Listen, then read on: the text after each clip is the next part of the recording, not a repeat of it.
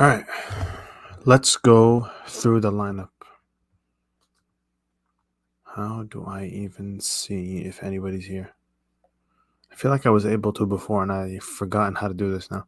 Anyway, let me also set up the game. Obviously, make sure I can watch the game. Otherwise, what's the point of all this, right? How's it going, fellas?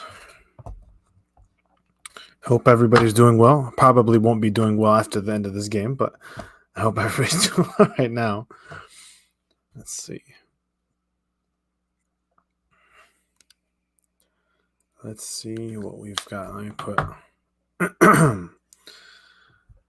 me put my AirPod in, make sure everything's good. Stream, Milan game. Lower the volume a little bit. It's in my ear, so we don't get copyrighted stream. No. All right. So let's go through the 11 real quick. Probably our best available 11. We got Mike in goal, Teo at left back, of course. Tomori is listed as the left center back. That's not going to be the case. He's going to be the right center back. So Tomori and Pavlovic, best center back partnership, I believe. Calabria back in at right back after a couple games out injured. As I keep telling you, that's the starting right back, whether you like it or not. He's better than Emerson Royale. Ruben Loftus-Cheek and Fofana in the pivot, just like, and the front six or this five remains the same from the game against Venezia.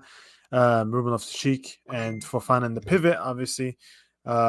And Leao, Reinders, and Pulisic, all of whom were brilliant against Venezia. And then a starting debut for Alvaro Morata up top, replacing Tammy Abraham. I've seen a few people talk about, why did we do that? I do think it makes sense. Tammy was grabbing his knee a little bit throughout the game against Venezia, so you don't want to risk that kind of play. You don't want to risk a player like that. All right, now I remembered. I see how many people are in here. Okay. All right. So, how do we do this? How do we beat Liverpool? The truthful answer is that we don't. We will lose. But if we are to beat Liverpool, it's going to have to be we're going to have to play in a compact fashion, something we haven't been able to do so far this season. Yes, as Matt is saying, pray. Lots of prayer will be required to beat them, but it's possible. It's 110% possible. But they are more talented, and they are more together as a team, and they're more organized, and so on and so forth. All right, now let me quickly switch to the other layout that has me in the scoreboard. Let me do that real quick. Give me 1 second. Let's make sure this works properly. Ugh, why did it do that? Oh, okay. Now everything's gone. Where did they all go? Hold on. I'm going to get it to work. Just give me a second. Nope, that's not what I wanted either.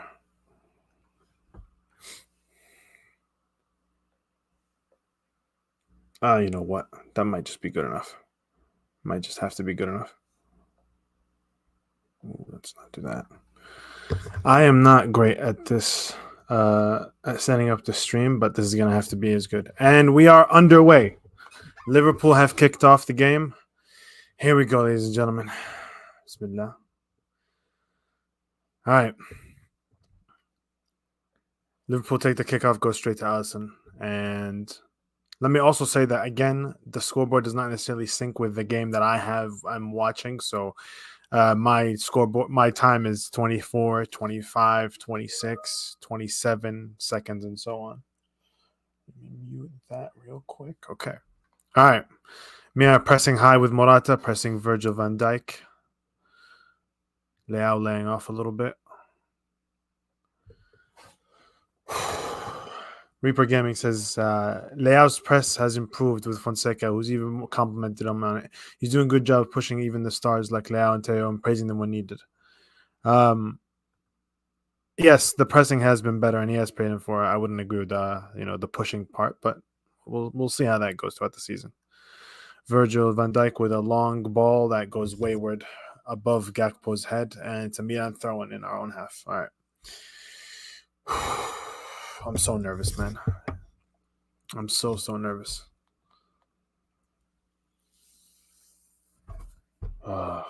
Once Stefano joins, I'll make sure to bring him in as well. Mike with a nice ball into Teo. Teo with a lot of space to run into. Here we go. Teo to Leao. 1-on-1 with Tammy Abraham, but here comes the support. He has to go all the way back to the center backs, and he does. Pavlovic on the ball. Nice little play to evade pressure, and he gives it back to Leao. Leao in some space. Plays Morata in behind. Morata in some space. Morata crosses it in. Oh, and it's cleared by Virgil van Dijk. It was offside. It did look offside. Morata, I'm gonna try not to slander him, but he is always offside, the goddamn moron. But that was a brilliant attack. Great cross in. Oh, sorry, it was Reinders who was offside. My bad. Reinders who was offside tried to play it across to Morata, and Virgil van Dijk does brilliantly well to cut it out. It was offside anyway, but still. Early warning sign for Liverpool and very positive play from Pavlovic and Leao. Trent Alexander-Arnold goes for the long ball, trying to find Salah in behind. Teo deals with him very, very well and ends up with a Milan throw-in. Takes a throw-in to Mike. Maignan on the ball. Goes long, it looks like. They've switched the camera to Fonseca for some reason. I don't know why.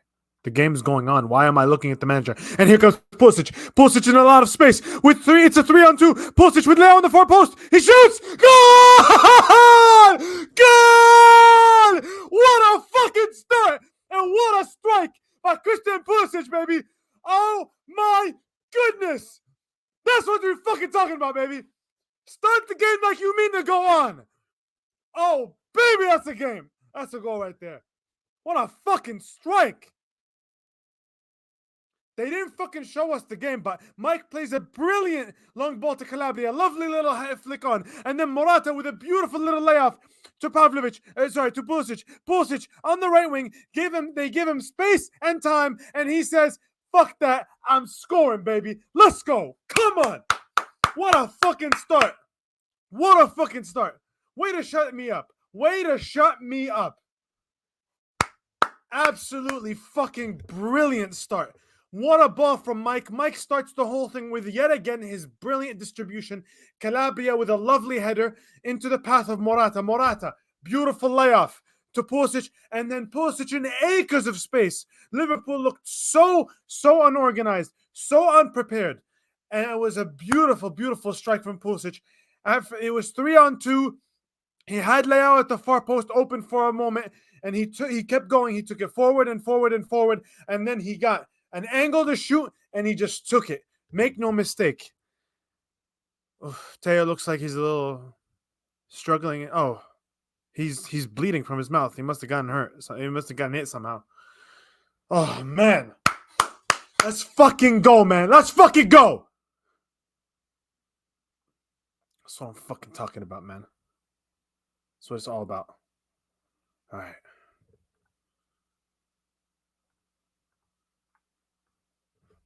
Whew. Hell of a fucking start to the game, man. Look at Puss, man. I'm sorry, Puss, man. That is so brilliant. We haven't had a right winger do that.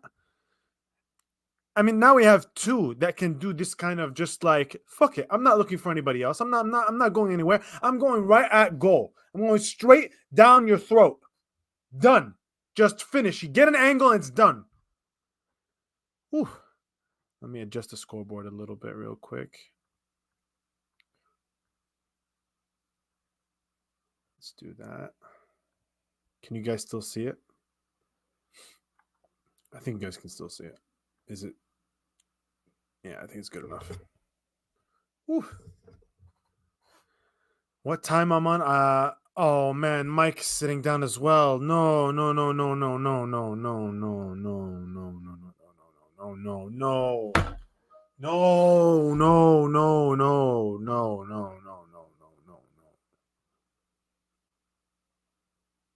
Why?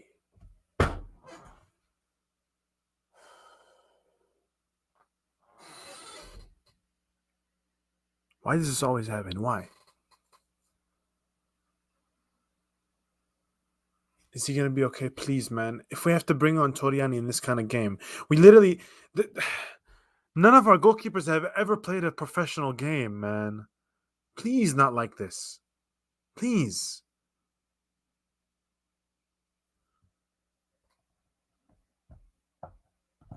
Fuck me, man. All right. It looks like we're restarting. Liverpool have kicked off. It looks like we're restarting without without a Mike substitution. Let's pray collectively. Let's all pray that he stays he's healthy and he's okay, man. Anyway, Milan up 1-0, man. Let's fucking go. Come on. Konate on the ball. Milan laying off with their press, playing more of a mid block, trying to prevent the ball going to Gravenberg and McAllister. Tomori intercepts. Pulisic tries to play it to Morata, intercepted, but it's back to Ruben Loftus-Cheek, who goes to Mike. Mike on the ball now. Let's see how good his hamstring is. Mute this. Okay. Teo on the ball. Woo! He nutmegs Gravenberg. He wins the free kick. Come on, man. That's what I'm fucking talking about. We're playing with some swagger. This is Milan. This is San Siro, man. Let's go. Pavlovic gets past the pressure again. Plays the ball. Oh, it's a poor ball, though. Interception. Ay. Reinders ends up fouling Gravenberg. How the fuck your name? You say his name. Anyway.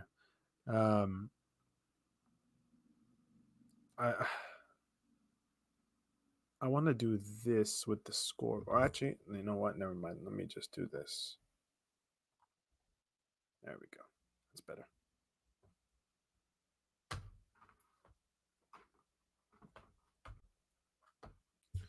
All right. Let's fucking go, man.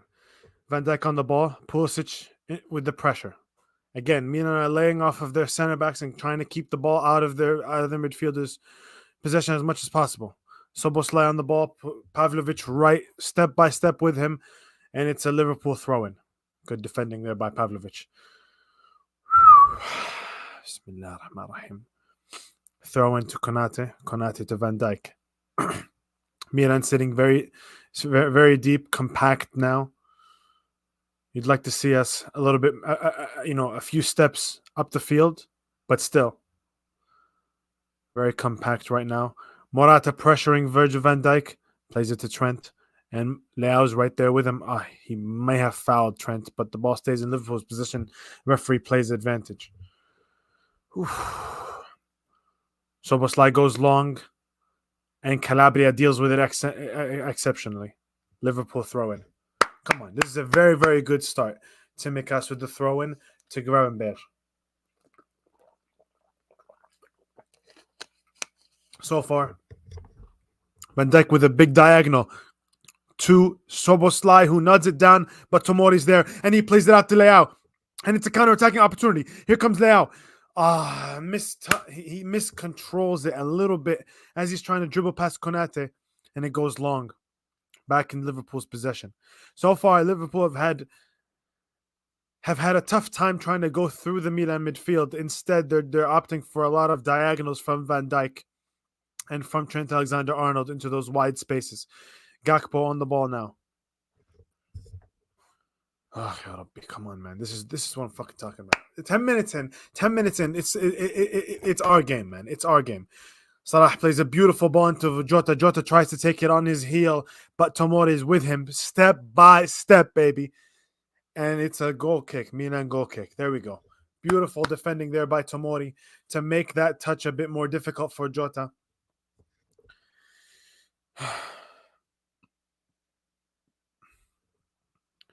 Pavlovic now taking the goal kick, goes to Mike under pressure now from Jota. Beautiful little loved ball into Teo's path, but he's unable to control it, and it's a Liverpool throw-in. Those are not the kind of turnovers you want to give, man. You don't want to give those kind of turnovers. Trent, wide open. Beautiful interception by Fofana. Goes right back to Liverpool, though. Tsimikas to Gakpo. Gakpo one-on-one with Calabria. Where's the support? He goes to his left, crosses it in. Tomori with a good header. and it's straight to Mike. Excellent job by Tomori. We have to be supportive of Calabria way more aggressively and way earlier than that. The way that every single team in the world marks Leao, we have to help Calabria that way. Leao gets the ball and immediately there's a second man helping. Teams go one-on-one with Calabria and we have nothing to support them. Reinders, nice ball. Gets to Loftus-Cheek. Pulisic to Calabria in a lot of space. He has Morata ahead of him and he plays him. Morata in the corner. Does well to hold it up and brings it back to Tomori. Fofana. Fofana to Tomori. All right. Tomori with a little bit of time on the ball. Goes to Pavlovic. Pavlovic again. Liverpool are beginning to press. Tomori with a lovely ball to Fofana, who tries a heel flick and it's ill-advised. We win the ball back though. Pulisic on the ball. To Reinders in space. Morata in the last line. He's got Leao to his left. And he tries to go for a little dribble. It does not come off. Konate is able to get past Reinders. Pavlovic wins the ball back. He plays it to Pulisic. Pulisic tries to play in Morata. Lovely little layout, but Tsimikas is there early. Man, we are playing some good fucking football right now. We just have to be composed. In the final third, we have to get the ball out faster. Reinders in that little opportunity, he had an opportunity to play Morata on his right in behind or to just lay it off to Leao where he can go one-on-one. Those are both the better options. He has to play those balls quickly. Trent gets past Leao, tries for a long ball in behind, and it's inaccurate, straight to Mike. Whew. Come on, man. We're going to fucking play. We're going to do this. Let me just read some messages real quick. All right. Tomori on the ball to Pavlovic. Again, Liverpool with the pressure they've become so synonymous with. Mike on the ball plays a beautiful ball to Calabria to Tomori. All right, let's just listen. They're not pressing hyper aggressively. They're giving Tomori and Pavlovic a little bit of time on the ball. If they're going to afford us that, then calm down, play out of it. Relaxed. Mike is the one, and there he is. Mike with a beautiful ball to beat the press to Reinders to Pulisic to Calabria in some space on the right. Calabria approaching, plays it in behind for Pulisic back to Calabria in a crossing position. Oh, he finds Reinders in the box. Reinders shoots. It's blocked by Van Dijk. Calabria still gets a touch, but he was offside from when Reinders shot. Excellent little attack, man. This is what I'm talking about. Listen. This is the game plan, okay? Tomori and Pavlovic are not the greatest passers. They're good passers, but not great, okay? That offside on Calabria after replay looks a little iffy, but regardless. Pavlovic and Tomori are not the players that are going to get us through this press. Maignan is, okay? So what those guys need to do is if they're not pressing Pavlovic and Tomori too aggressively. If they're going to give them space, keep the ball. Just keep the ball, play the calm, simple passes. And when Mike finds an opening, he will be the one to dissect their press, just like he just did to Reinders. I mean, Mike is one of the best passers on the team, period. I'm not saying one of the best goalkeepers. I'm not saying, no. He's one of the best passers on the team, period. He's brilliant at picking out those balls. Here comes Gakpo. Gakpo on the ball into, at the edge of his own half. Once again, Milan are not pressing very high. Similar to, Milan are not pressing very high. They're letting Van Dijk and Konate have the ball. Van Dijk plays a beautiful ball to Gravenberch. He plays it to McAllister to Gakpo. This is the trouble right here when they've gotten past through the lines. Gakpo with a cross in, and it goes up ahead, and it's a goal kick. That was a little dangerous cross, went to the far post. Ultimately, too close to the edge. QV says, where's Stefano? Yeah, I agree. I don't know where he is. He's supposed to be. He said he's coming. He texted that he had just gotten home, right around when we went live. So he should be here anytime soon. Teo goes very long to Morata. Can he win the ball? He does not. Tsimikas plays it to Gakpo. Gakpo to Jota. Jota trouble to Tsimikas. Tsimikas in a lot of space on the left. Again, where's the support? Jota to McAllister to Gravenberch.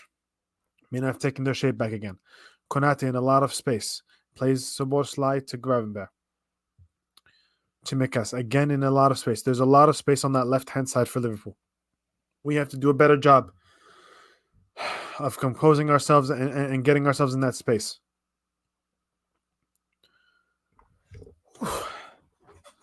Hey, man. Van Dijk plays it all the way across to Trent. Well pressured by Teo.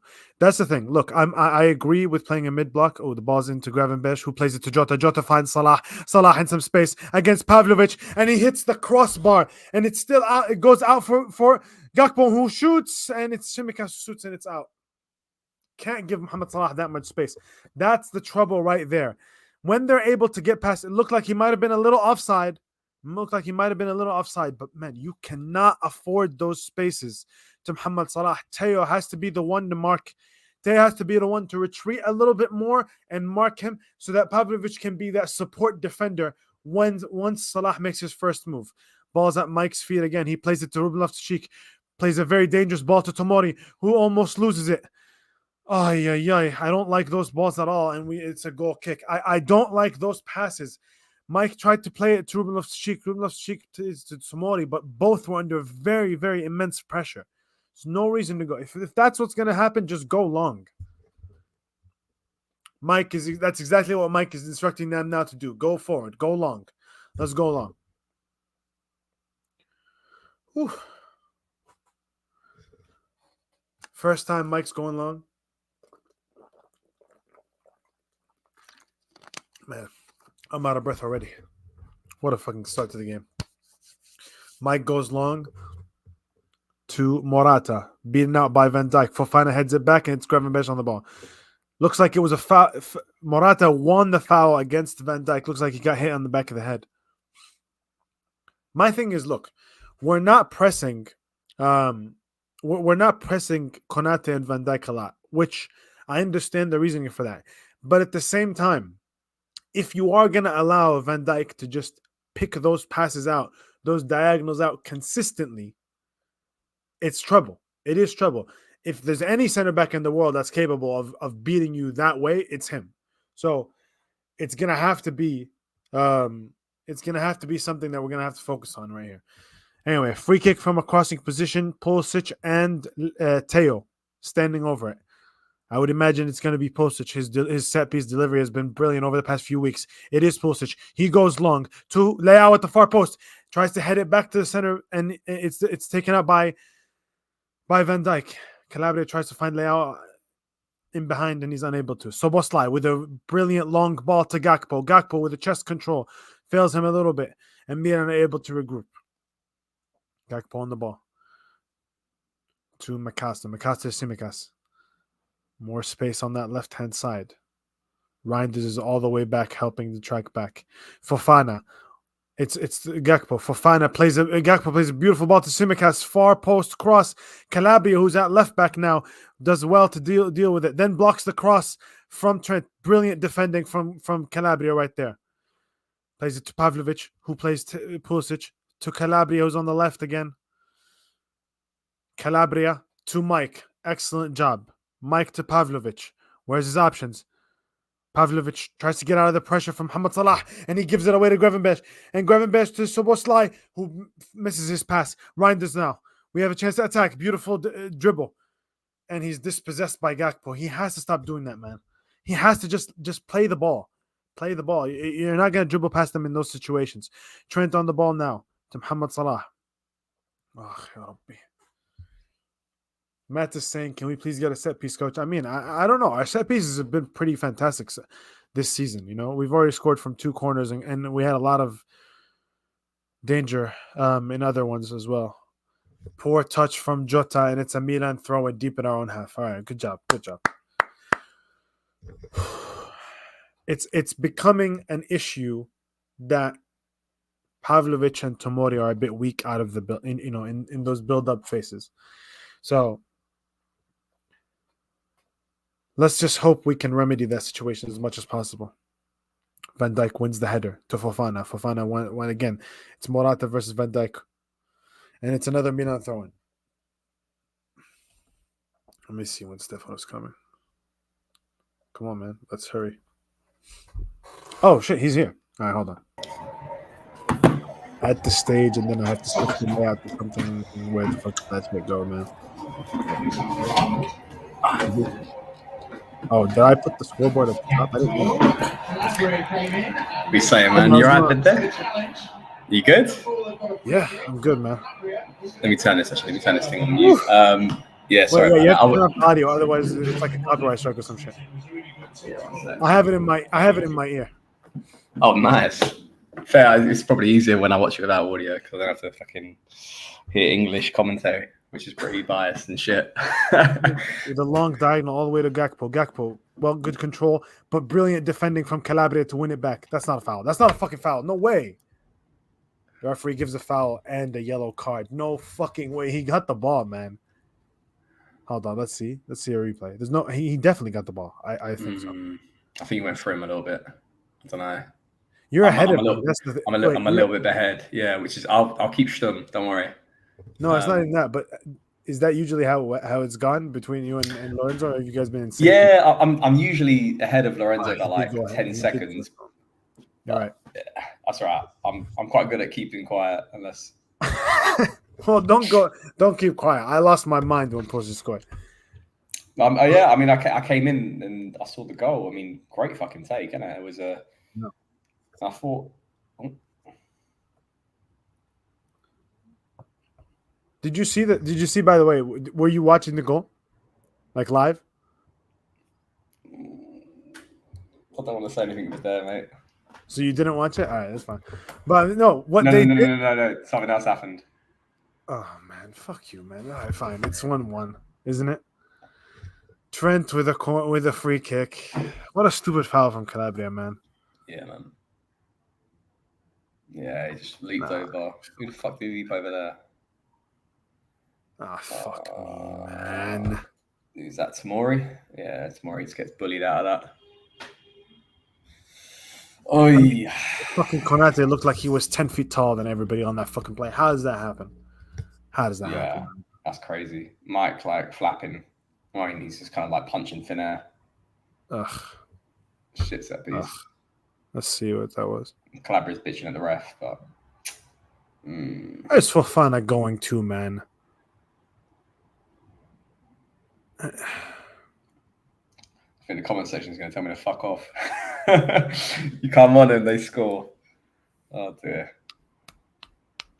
But yeah, I can't even be too mad at Tomori because it's just like he's shorter and he got beat. He just got beat for a jump.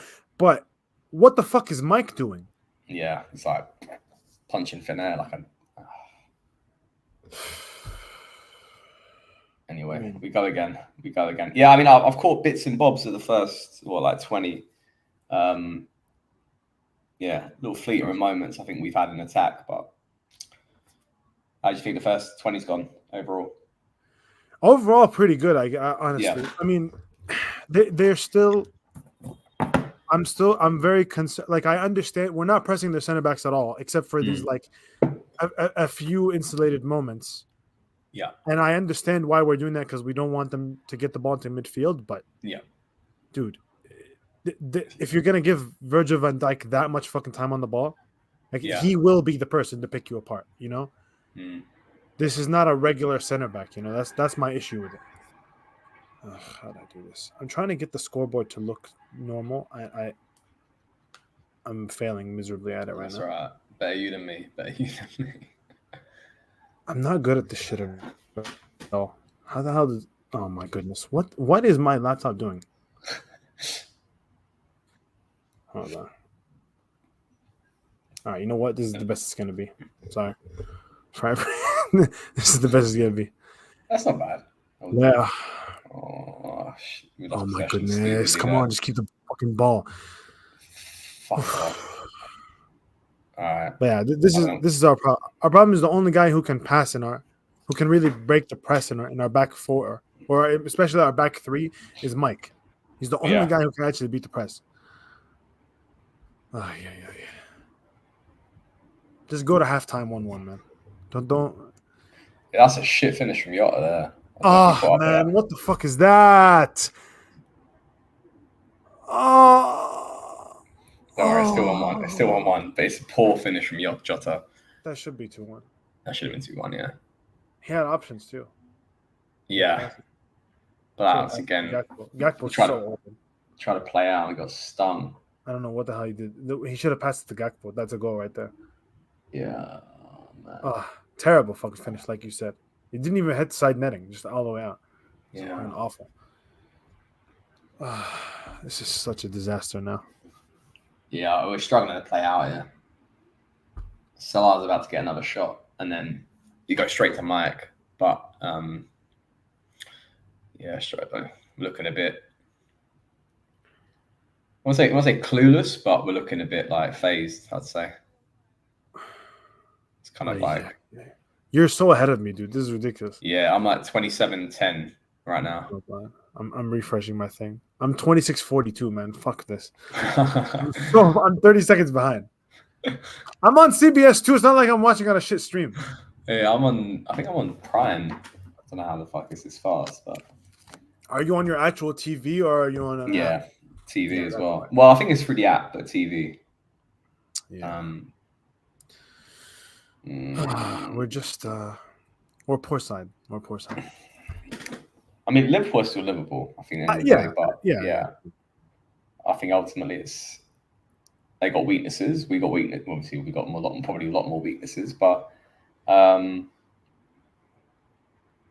they let us have the ball quite a lot in defense. I mean, they're kind of doing what we're doing, basically saying pass it around the back and see where you get. Yeah, they're not pressuring Tomori and Pavlovic at all because, which is what every team has done to us this season so far. I did the Parma game; they did the same. Every team's gonna be like, all right, cool. You want try to find. We don't believe you can find the passes to Fofana and Reinders. Yeah, and I mean, so far they're right, but it's kind of what I was saying. Sorry, what I was saying earlier was they know that, and therefore Mike is the best passer of the three. Let him be the one to try to find those passes. Yeah, thread it through. Yeah, I think this is the one thing I think like Chow is quite good at. He's brilliant at it. Brilliant at like threading those through balls through the midfield and just finding like the number 8 or something like that. Yeah, but obviously he's got weaknesses in other departments. The chat is saying, Leia, where are you now? Guys, I don't know, but have you seen the ball cross our center back? Yeah. What's he going? What do you want him to do? Get rid of that. Come on. Oh my fucking god. Is it 2-1? Nah. But Salah hit the crossbar. He hit the cross again. Well, like the shot comes in, Mike's like saves it, goes for Salah, kind of like sets himself up, smashes it, and I think he hits the crossbar and comes back down at Mike. Cleared out, foul for us, but who the fuck shot that? We're kind of looking a bit. Well, yeah, man, that should have been a goal there. Gakpo, so easy past Calabria, so easy. Oh, fuck me, man. This will be 2-1 before half time. This keeps up. We're just like inviting the pressure on. We've got no outlet. Nothing. This is where you need some like the midfield and defense clearly aren't finding someone. You need someone to drop off from attack and just link play up a little bit. But you can't even find that guy. Like even if Morata does come back, who's actually supplying the pass to him other than Mike? Yeah, true. It's like Mike's played a few really good passes finding Reinders in that third level, but like they're waking up to that, you know. And now it's just a struggle every single time. And Fofana was supposed to be the guy to do that kind of stuff, but nice little that was nice. That was nice. Come on, play Leao. All right. I'm assuming nothing has happened because you already know. It ends up being a throw-in for them. I don't know how the fuck that works, but wait, what? Fuck me, man. Go on, Calabria. That's not a fucking foul.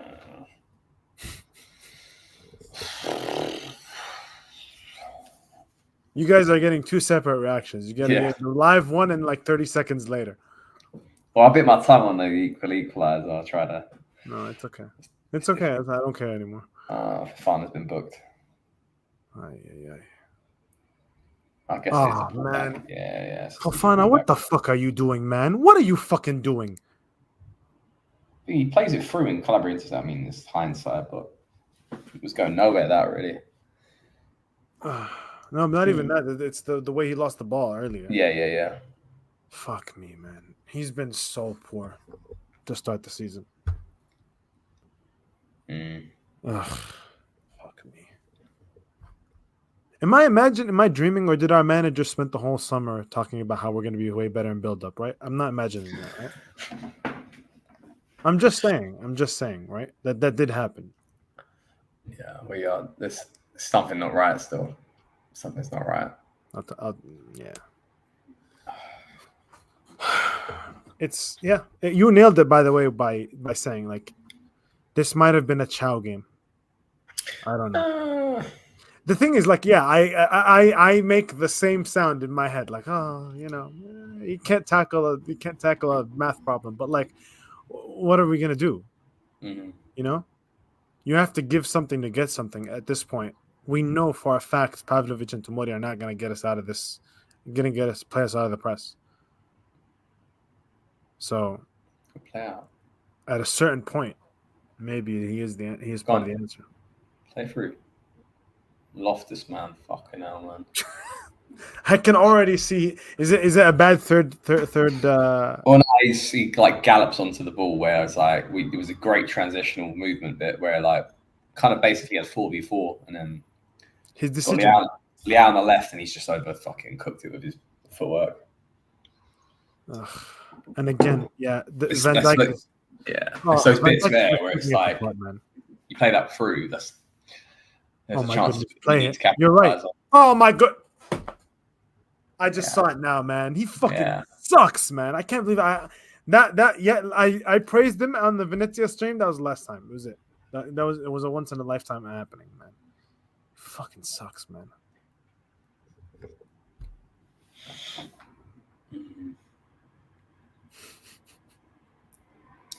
We have 60 more minutes of this past halftime to reflect on. I can't see this continuing as it is. Like, we're just kind of trying to go. We'll find that late again. Yeah, we're trying to go at them for same formation. I don't really think we're respecting the opposition so much right now, where we're getting caught out so many times in transition. Things we're not effective enough in attack to make those opportunities matter or even create half chances. So yeah, I mean that's why. I mean I don't even know what the stats are like for shots on goal for them or shots off goal. It's got to be like fucking 10 by now, and that's excluding the. It's got to be 10 shots by now at least. Yeah, and hit the crossbar twice. By Mohamed Salah of all people, like it's not somebody who you expect to score those. Yeah.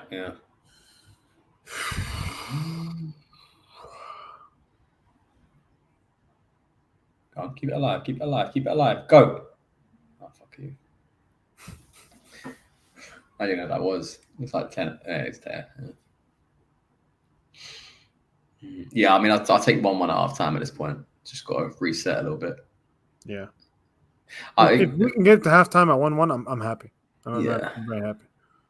Although, I just got a feeling Diaz is going to come on and absolutely shred us. Yeah. Or worse yet, Darwin Nunez. Oh, come on, Teo. Oh, yeah. Why? Why'd you have to dribble him there?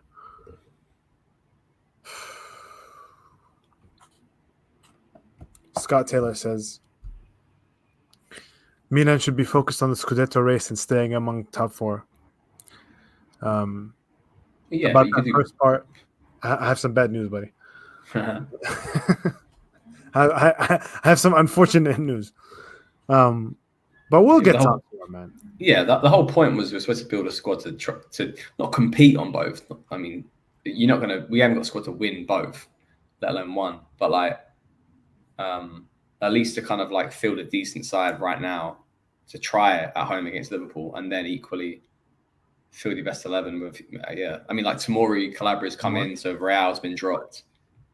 I'm not saying Gabby's a starter, but like, that's the day we built a squad that's supposed to be able to handle this a little bit more. Like, I don't want us to fucking first game at home against Liverpool, whilst we've also got Leverkusen away to go to, Madrid away to go to. Like, if we get a draw in this game, for example, I'm quite happy with that. Oh yeah, absolutely. Yeah, absolutely. Oh, fuck me, Mike's on the floor again. And I don't want to say anything, but is this a yearly occurrence? Is this just what we're doing? He did the same shit last year against Newcastle. Like, he did it. He's literally got it from doing a fucking goal kick. No, he got it from the goal. The goal we scored, he Oh, sorry, argument. Yeah. Right after the goal, he was on the floor, man. Oh, like, are we just gonna fucking keep doing this? Ugh. And he's one of the best goalkeepers in the world. Like, I don't know, man. He seems okay now. He's not. But it's the second time he's on the floor in a 40. It's the half's not even over. Like, even if he is okay, I'm just sitting there like, okay, but like, how many times a game are you gonna be on the floor? Yeah.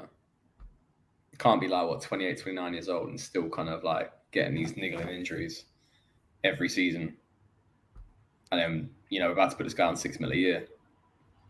That's the thing. Like, I obviously, I think we all want him to stay, right? But yeah. But that has to factor into, the negotiations as well. They have to. If I was them, I'd be like, dude, you just fell on the ground like 6 times. Yeah. In the first game, the first goddamn competitive game this season, like. Yeah. Because it's also like they're coming from like mostly from like distribution, and that's like one of his biggest assets. That he's so good at passing the ball. It's like, well, we can't not tell you to do that because that's the reason why we're probably hiring you. Like, getting you paid on why you should get paid more than a fucking Sportiello. Like, great reaction save, of course, great like sort of standard goalkeeping, but like he sets a standard above because he's so good at distribution. Yeah. But and the thing, what makes it worse is Sportiello's fucking hurt in some freak ass accident, and it's like, we have 3 goalkeepers on the bench? Not a single of them have ever played a professional game. Yeah. Like, well, I guess Lubonova if you count future games, but like, no. Yeah. Was Sportiello there last season? But didn't he get like big injuries throughout? I can't remember if that was the case. He was there last season, yeah. But was he getting injuries though? I can't remember. I don't think so. He played for Mike. He played in place of Mike a few times. Yeah. He played well, I remember. Chat is saying he's probably going to be injured versus Inter now. Yep. No. Gakpo goes. All right. Yeah. He's. By the way, he's fine now. He's moving about. He doesn't seem to be like. But like, yeah, he's sort of law. But there's clearly something hurting him. Yeah. Ugh. I think. I mean, it's hard to say what Morata's like to pin anything on Morata right now because he's like nothing's going up to the forward line. But a bit of me is like, let's get Abraham on at halftime, just change it up a little bit, give ourselves a different sort of threat up front, a bit more pace, a bit more aggression, a bit more physicality. He's obviously better in the air than Morata. And his hold up is just magic. Come on, play out. Teo, Leao, same old combination. Come on. Reaper Gaming says, can we sign Giroud as our backup goalkeeper? I can't believe that happened last season, man. Don't them cut in. Fucking good save. That's the whole attack there from Liverpool you're about to see is just like. Tomori, why are you trying to fake him out? Just play the fucking pass already. Okay, Calabria. I'm still on our Milan attack. Okay, here's Ruben Loftus-Cheek. Okay, nice. Teleo. Oh my god, just play the pass. You fucking idiot. By the way, where I'm at right now, Liverpool about to take a corner. Oh my goodness. Yeah. And then Pavlovic, where are you going, man? There's the best striker. There's the best player. Oh, yeah, what a save. It's just, the thing is, that's 2 players like cutting through four Milan players. Yeah. We need to do shit like that, or equally be able to understand that they can do that to us and then score out of nothing. And you're fucking kidding me. It's 2-1. Another set piece? Man, fuck off. Come on. Yes, I am this far behind, Zoe. I'm sorry. Okay, I'm trying. I'm always 30 fucking seconds behind. You goddamn bullshit. And now it's 2-1, isn't it? Van Dijk header. It's always a set piece, man. I have seen like 1,000 tweets just being like, it's always a set piece, going back like till 2018. Why the fuck is it always 2 set pieces? That's one of the easiest goals I'll ever score. Like, fuck me, man. Who's even marking in there? Oh, come on. What's Mike doing, man? Why the fuck is Tijani Reinders on Virgil van Dijk? And he literally just gets away from, like, as almost as if, like, you got a 4-year-old grabbing you by the waist and you've just, like, gone, like, get off me. And then Mike's just kind of, they're all standing there like fucking dimwits. 2-1. Simple fucking 2 goals from 2 set pieces. 2 centre backs. I mean, like this. No, it's Embarrassing. Ruben Loftus-Cheek who's. Well, no, you're right. Why? I don't. Is it Why zonal? I don't is fucking understand that. Reinders on him though? Reinders and him are behind Mike. He breaks through Reinders, gets in front of Mike. Yeah, like and it's how just does like, nobody bang. have eyes on the fucking tallest player in the world in the fucking pitch? Yeah, that's crazy. Like they're all guessing where he is. It's like, you see that 6'4" guy? How about somebody go watch him? Look at him. Have eyes on him. Oh, fuck me, man. It's always a fucking set piece. Like, as crap as we have been, and we have been crap, it's still 2 set pieces. Like, it's the most avoidable part of the game. Yeah. Yeah, it's not like Solar and Gakpo are scoring. Yeah, like make them actually beat you, which they're capable of. But, like, make them actually do it. Don't just fucking give them headers from 5 yards out. And now Salah is he's ragdolling Teo. And it's, oh my goodness, good tackle to Mori. Fuck me, man. Matt's saying, can we get a set piece, coach? Yes, now we can. We have been good attacking them, terrible defending them. I agree as usual. Mm-hmm.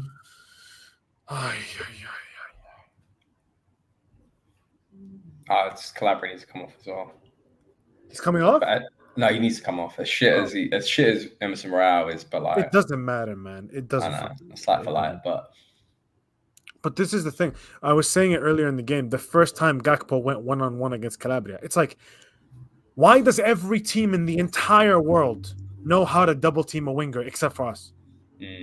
Like, we play, Leao plays every week. Every single team in the fucking planet double teams him. The second he has the ball, before he even has the ball, there's 2 people there, right? Yeah. Why can we not support our right back like that, knowing that our right backs suck?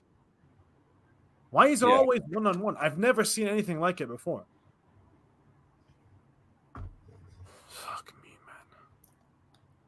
Ah, god damn it! The commentator is talking about how there's a lot of experienced goalkeepers that would love to sit on the bench for Mike Maignan, because he'll always give you a chance to play.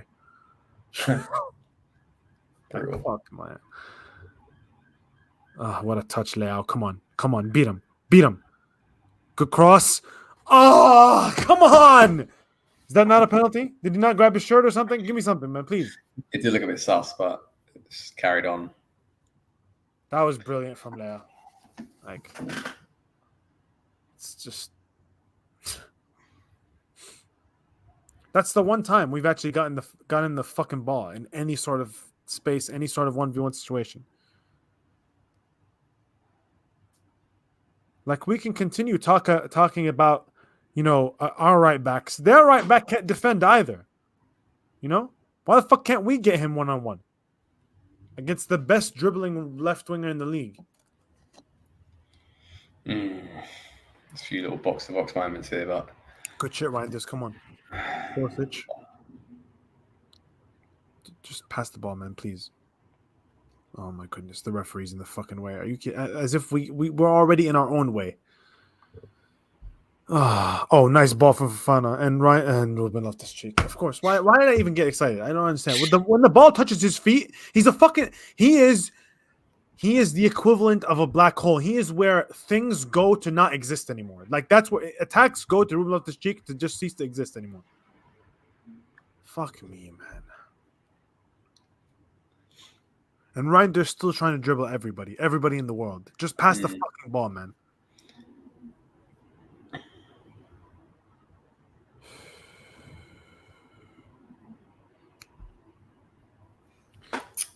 Like Pavlovic, like I don't know if it's him or not. I need to kind of look at the clips a bit more, but like they're just like saying to him, "You play out the passing," and he can't find anyone. Whether he's like second guessing himself or equally no one's moving about enough for him. But like, I think they're isolating him as a passing weakness option.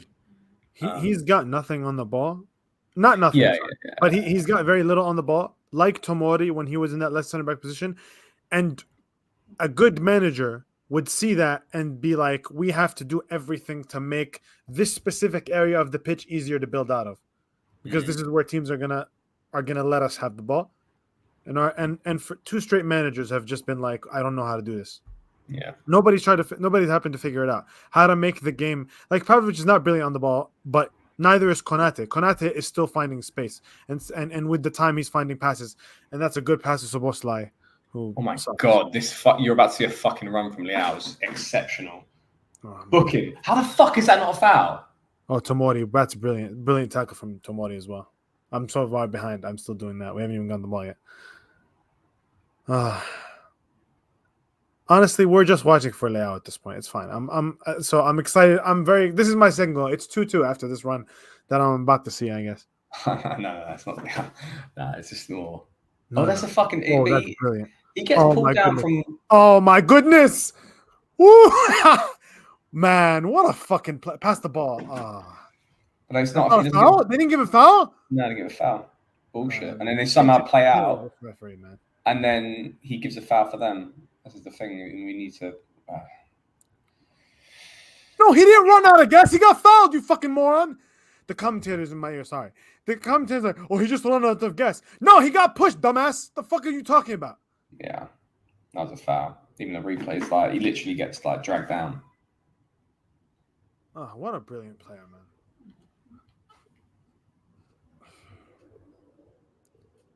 Bro, did you see that fucking touch around Konate? That's like, fucking hell. Go gadget legs, man. Good save from Mike there. Oh, God. But it's another corner. So I'm not going to say shit. Oh, what a cross. Good shit, Tomori. And it's...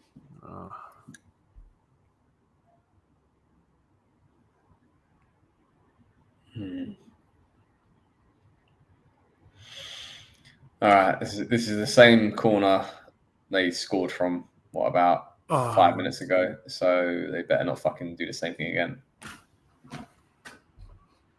Who's the third tallest player on Liverpool? Somehow he's going to end up wide open because we've already left Konate and what's his name? And Van Dijk. So I'm assuming somebody else is about to do it.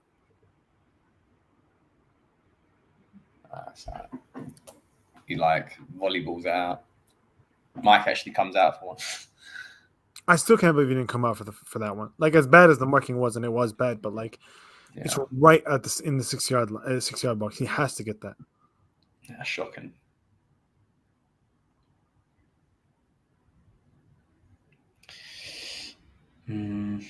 Just blow the whistle, man. Please, just go to half at 2-1, man. Just go to half 2-1. Rafa, bye. Take him on. Trent's actually doing all right against him defensively, which is kind of a bit of a shame. Well, the thing is, you need some sort of like rhythm as well in your dribbling. You're just not getting him the ball enough to actually create any kind of rhythm like that.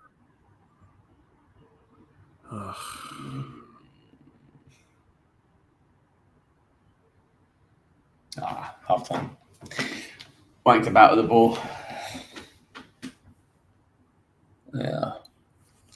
This is the thing as well, like the right side for them and the left side for us is, the best attacking parts of this pitch, but they haven't scored through that. They've scored through shit set pieces. Yeah. That's what's so frustrating. We haven't scored through our left side as well, but it's the fact that like you've kept, you haven't kept them quiet, but ultimately like you kept them at bay, but you've conceded 2 goals to centre backs. Shit. Halftime 2-1. Let's let's look at the other scores real quick. Yeah. Bayern are up 3-0 against Dinamo Zagreb. Olise, Guerrero, and Harry Kane. Madrid and Stuttgart are still 0-0. Sporting is beating Lille. Gyökeres, whatever his name is, scored. Yeah. That's over as well. I think Lille down to 10 men too. Oh, yeah. Also, Juventus won 3-1. Yep. They looked really good.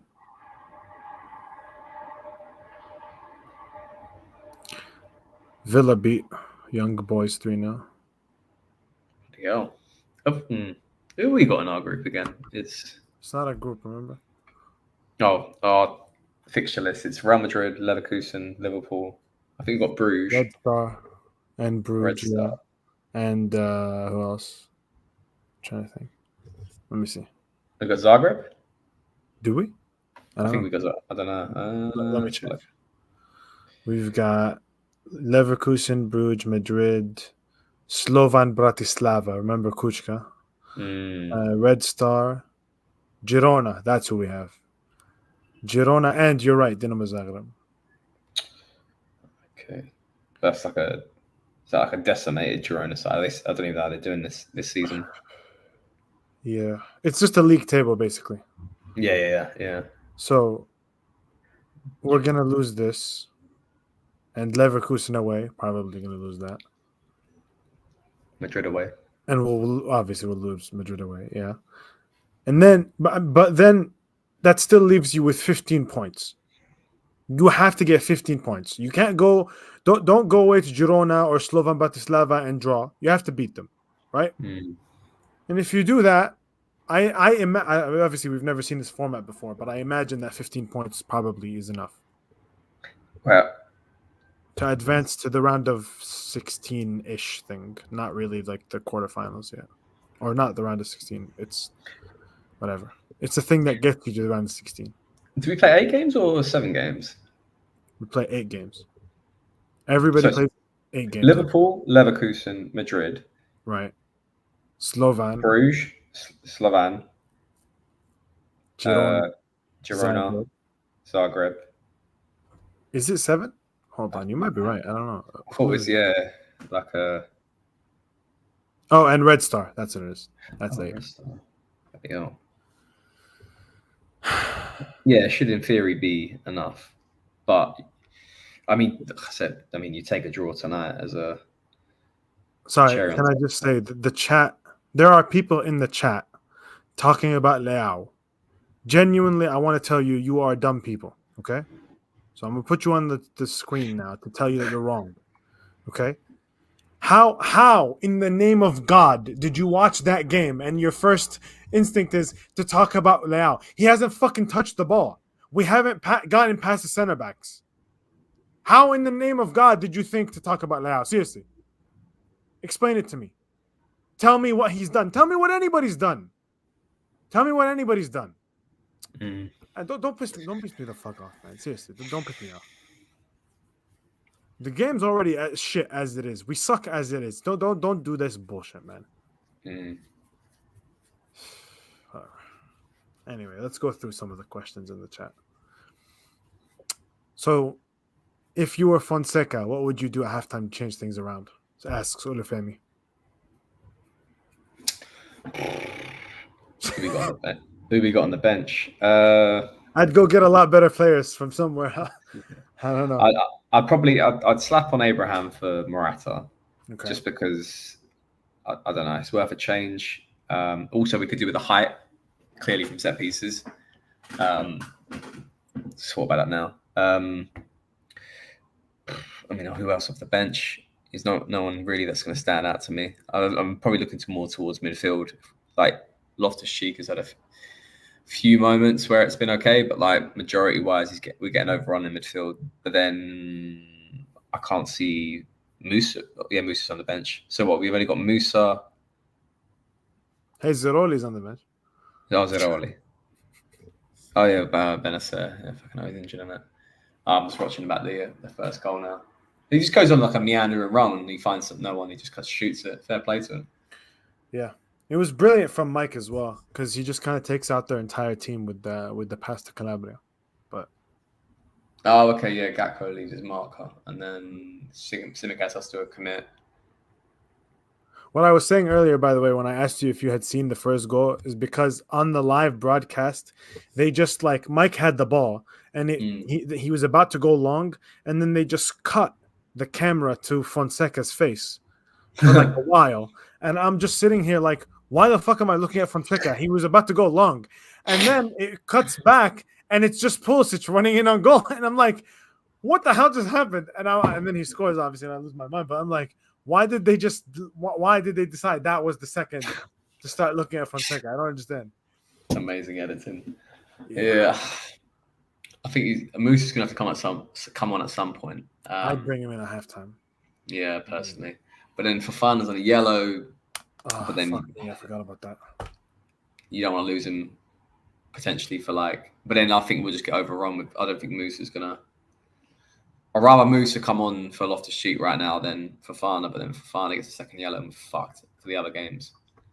And the thing is, if you bring on Musa right now, other than bring on Zeroli, even if you want to trust Fofana and say, we'll keep you on till like the 60th, 65, 70th minute and then bring you off, then you bring him off for who? For Zeroli?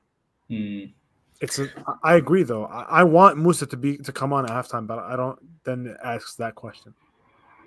Yeah, I think the midfield's probably got to stay as it is. I mean, that stupid foul from Calabria. I'm just rewatching that back. It's just like so poor. Just fucking like stand him up. So I'm saying he had him contained. He was already in the corner facing away from goal. That's my least favorite kind of foul is a foul where the attacker is away from goal. It's like, why?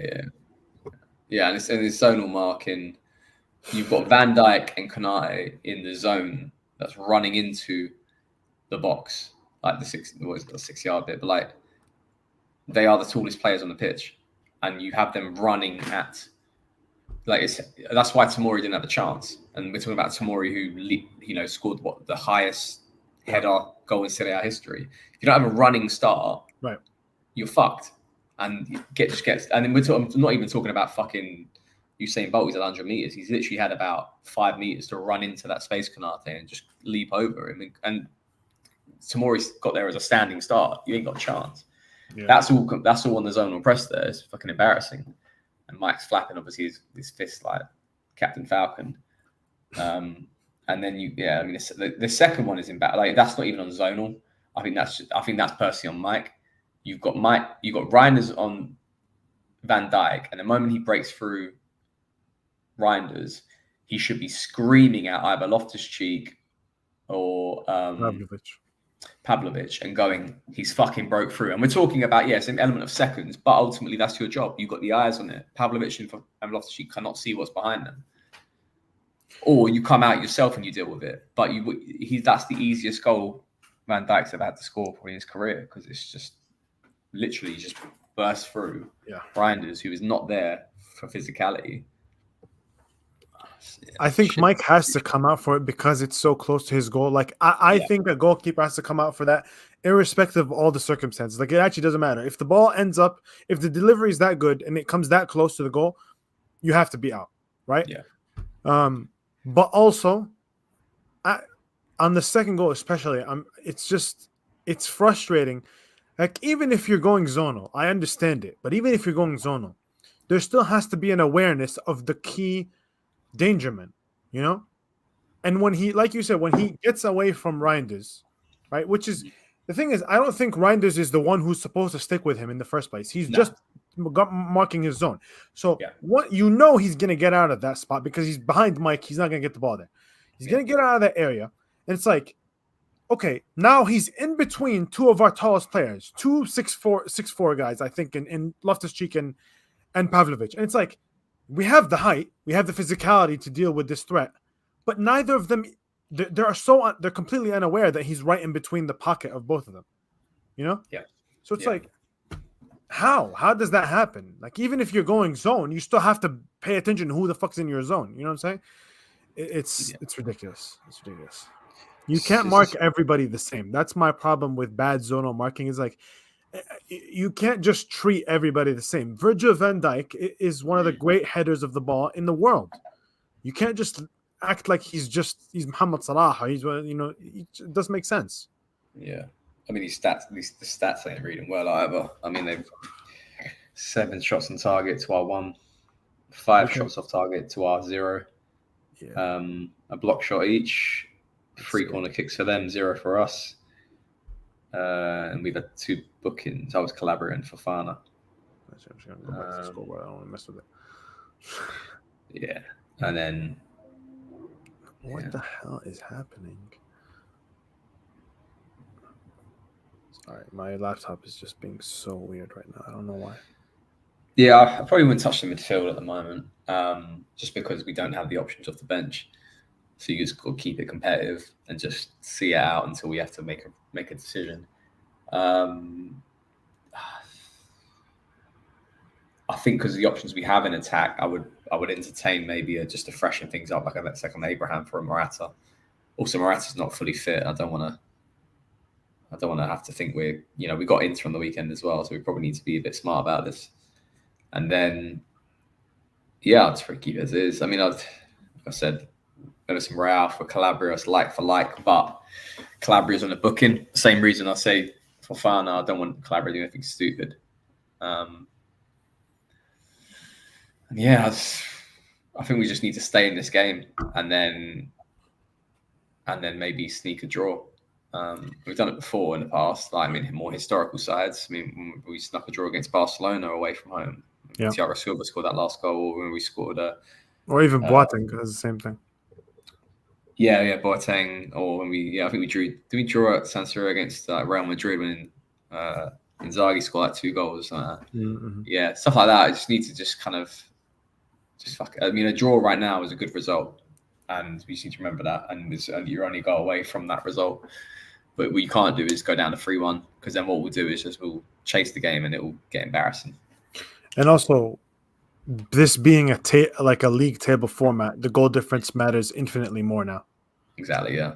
Like even a one goal loss. I mean, I don't want to lose obviously, but even a 1 goal loss against Liverpool, I can stomach. But this has every characteristic of being a 3 or 4 goal loss so far, So that can't happen. It just can't, because if 3 of your first 4 games are Madrid and Leverkusen as well, like you could easily find yourself in goal difference hell. Yeah. So let's see some other questions that are in here.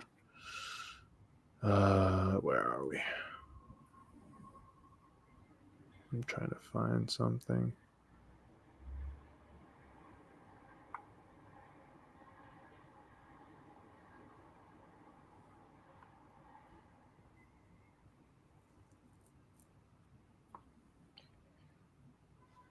They're still arguing about Leao, even though it's just never mind. Ghost says opinion on the refereeing. I mean, it's always going to favour the biggest, like the more popular side, if you want to call it. I'm saying bigger side because I still think historically we're bigger than Liverpool, but right now they're obviously a Premier League side. I think this is going to happen to us, so we just need to go with the punches. Yeah. And I mean, beyond that Leao foul that should have been given, which is a free kick outside the box. Konate should probably be in a booking with that as well. I mean, what else have we got to complain about? Like, Calabria foul was a foul. Fofana pulled back, matey boy as well. That was also a foul. I don't know if I'm not seeing this isn't an Atletico Madrid game, like where it was absolute bullshit. No, I agree. We're creating our own problems. We cannot be pointing at the referee and not giving a few half chance fouls our way to create a potential half chance, which we probably wouldn't do fuck all with. So, yeah, I think it's just clutching at straws that. Yeah. Rossoneri asks, do you think it has all to do with the players, or it's Fonseca ball that's actually not there? And do you expect a coach who hasn't played Champions League football since 2018 was the right one to coach us? In fairness, I will say Lille are in the competition now, and he just got them there. So yeah, exactly, yeah. It's not like he's Yeah, I mean, I think it's a combination of things. I think there's a combination of they have let's remind ourselves they've got better quality than us. As good as some of our best players are, like we're talking about Mohamed Salah here on the pitch, it's not a fucking scrub. We're talking about like Trent Alexander-Arnold, who's one of the best ball distributing defenders in world football. We're talking about Virgil van Dijk, who is probably one of the best centre backs in world football. There is going to be a difference in quality. Yes, we're not talking. We shouldn't be expecting to see massive a massive gap, almost if we're like a sort of a mediocre side in the European football. But this is where then tactic comes into it. This is when we're not fucking up for simple mistakes like set pieces comes into it, and those marginal errors that you basically like we've allowed to come into our game because of that, and equally probably tactics as well. We're not doing enough probably to play out from the back, utilize our strengths, get the ball more faster to the wingers as fast as possible, break through the press. You know, as the first goal was, it was literally just a knockover, bang, Morata, Pulisic, and now you're utilizing your best assets, which are our wing backs and our wingers. We're not doing enough of that, and that's probably where tactics comes into the equation. If we're trying to literally say to Liverpool, "Fuck it, we're gonna shoot at the hip and let's see who scores more goals," we will lose this game. But if we actually approach the second half with a bit more nous and say, tactically, let's control a bit more possession, let's create our chances where we can, let's keep this at 2-1, and let's see if we can score that equalising goal, then I think we can, let's do something with that. But if we try to go out of this and try to attack them in the first 5 or 10 minutes and try to win this game, I think we lose it like 3-4-1 because that's just naive. Same way as we lose to Inter Milan and stuff like that. Yep. It's no respect whatsoever on the opposition. That's a great summary, because I always say the same thing about how we face Inter. The game's restarted, by the way.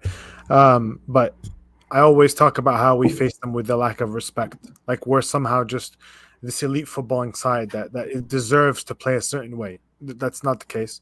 And it's kind of what frustrated me all summer when, the question is asking, is it all the players? Is it Fonseca ball? It's not.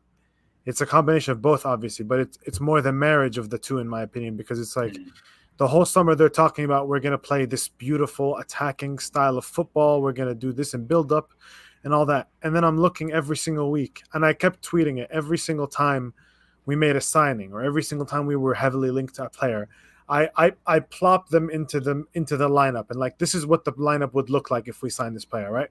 Yeah. And every single time I do that with no commentary, because I'm just like, I want people to see, do you think this is a team that if this is what the path you go, do you think this is a team that can play the type of football that you keep promising us you want to play? It's not a crap team. It's not an untalented team. It's absolutely a team that cannot play the way they keep telling us they want to play.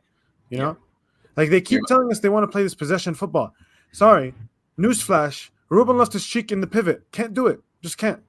You're about to see a clip that's going to make you more pissed off in a sec. Jesus Christ! I saw Tomori just gave. No, it's not a goal, but I think Mike's injured. Oh, fuck me, man. How? Okay, you know what? Like, this is. Let me just see. I want to kill myself. The fuck's happened there? Mike's made a fucking fantastic save, but what the fuck just happened there? He's like thumping the ground. Like I think Tomori went into him in the build-up of it all. Yeah, like he's kind of gone to his knee.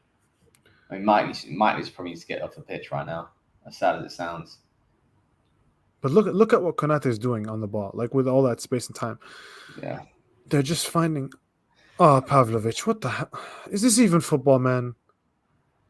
Oh my goodness! Yeah, what a save. Yeah. Tomori's like, oh fuck me, man. Yeah, Tomori's like one of his studs has gone into like on the side of his knee. He's obviously like uncomfortable because of the injuries he's got right now. It was just a way to probably just like get the ball played out so we can actually reset again. But the kid's warming up though. Toriani. Yeah, it's not he was warming up right at the start of the game as well. It's more long term that if Mike comes off injured like that, it's fucking. We're about to play in Milan in the derby here, and we haven't got our first and second keeper. I've genuinely never seen a more, throwing to the wolves than what we're about to do to Toriani. Yeah. Never seen. We're not just giving him his professional debut at halftime of a Champions League game. We're doing it against Liverpool first, then Inter, then Lecce. Okay, fine, but then Leverkusen away. We're talking about like the Liverpool, the Italian champions, and the German champions are three of the first 4 games this kid ever plays in professional football. It's just like typical us, though. It's just like if it can happen, it can happen. God, please be Donnarumma, man. Please, like, just come out there and be like an all-time great goalkeeper. Like just do it. Ugh, man. All because of what? A fucking distribute. Like, this is ridiculous, man. Pavlovic with the ball, man. Yeah, he's definitely It's coming on, genuinely Toriani, by it's the a way. disgrace, man. He's definitely coming on, the kid. Yeah, man, we have no other options. Is Luponeva even in the fucking on the bench? Let me see. He is on the bench, but I guess they prefer Toriani for some reason. That's actually one of the most interesting. I was hoping that this would not be a discussion, but like Toriani becoming the goalkeeper in preseason was actually a very, very weird thing to begin with. He was third keeper last year for the Primavera, behind Loponava behind Dravier first. He was the starting keeper, the kid we signed from Saint Etienne, and then and behind Loponava. So somehow I don't know what happened over the past 3 months, but somehow Toriani leapfrogged over both of them. Yeah. Look, if Mike says he can still go on, I don't care. Take him off. It's done. Yeah. Like they're still having discussions with him. It's done. Sit out. This game does not matter that much. Like, come on. It's not worth whatever the fuck he's gonna do to his leg. Just sit out, man. It's fucking ridiculous. He's got his like shirt over his head. He's like obviously quite emotional. Is coming off, but like if it's the knee injury, and it's tomorrow he goes into him with a bit of impact, then take him off, fine. But if it's that fucking like a calf injury or some shit because of the distribution, it's like that is so. Let's find out how long Sportiello's out. I mean, yeah, I didn't even know. I missed that whole injury, to be honest. I can't remember what the fuck happened with him. He got injured in the New York hotel room, dude. He fucked up his hand somehow so badly. And let me actually go Google it and read the story. He severed a tendon in his hand and needed surgery after. What the hell did he do? Hold on, I'm reading it right now. They're not saying what exactly he did to his hand in the hotel and fucking. So it's basically stupid shit. Nesta fucking. I mean, wasn't Nesta like fuck his hand up playing video games? I don't know, man. Some shit like that, but obviously he's a defender or carpal tunnel. There's a corner there.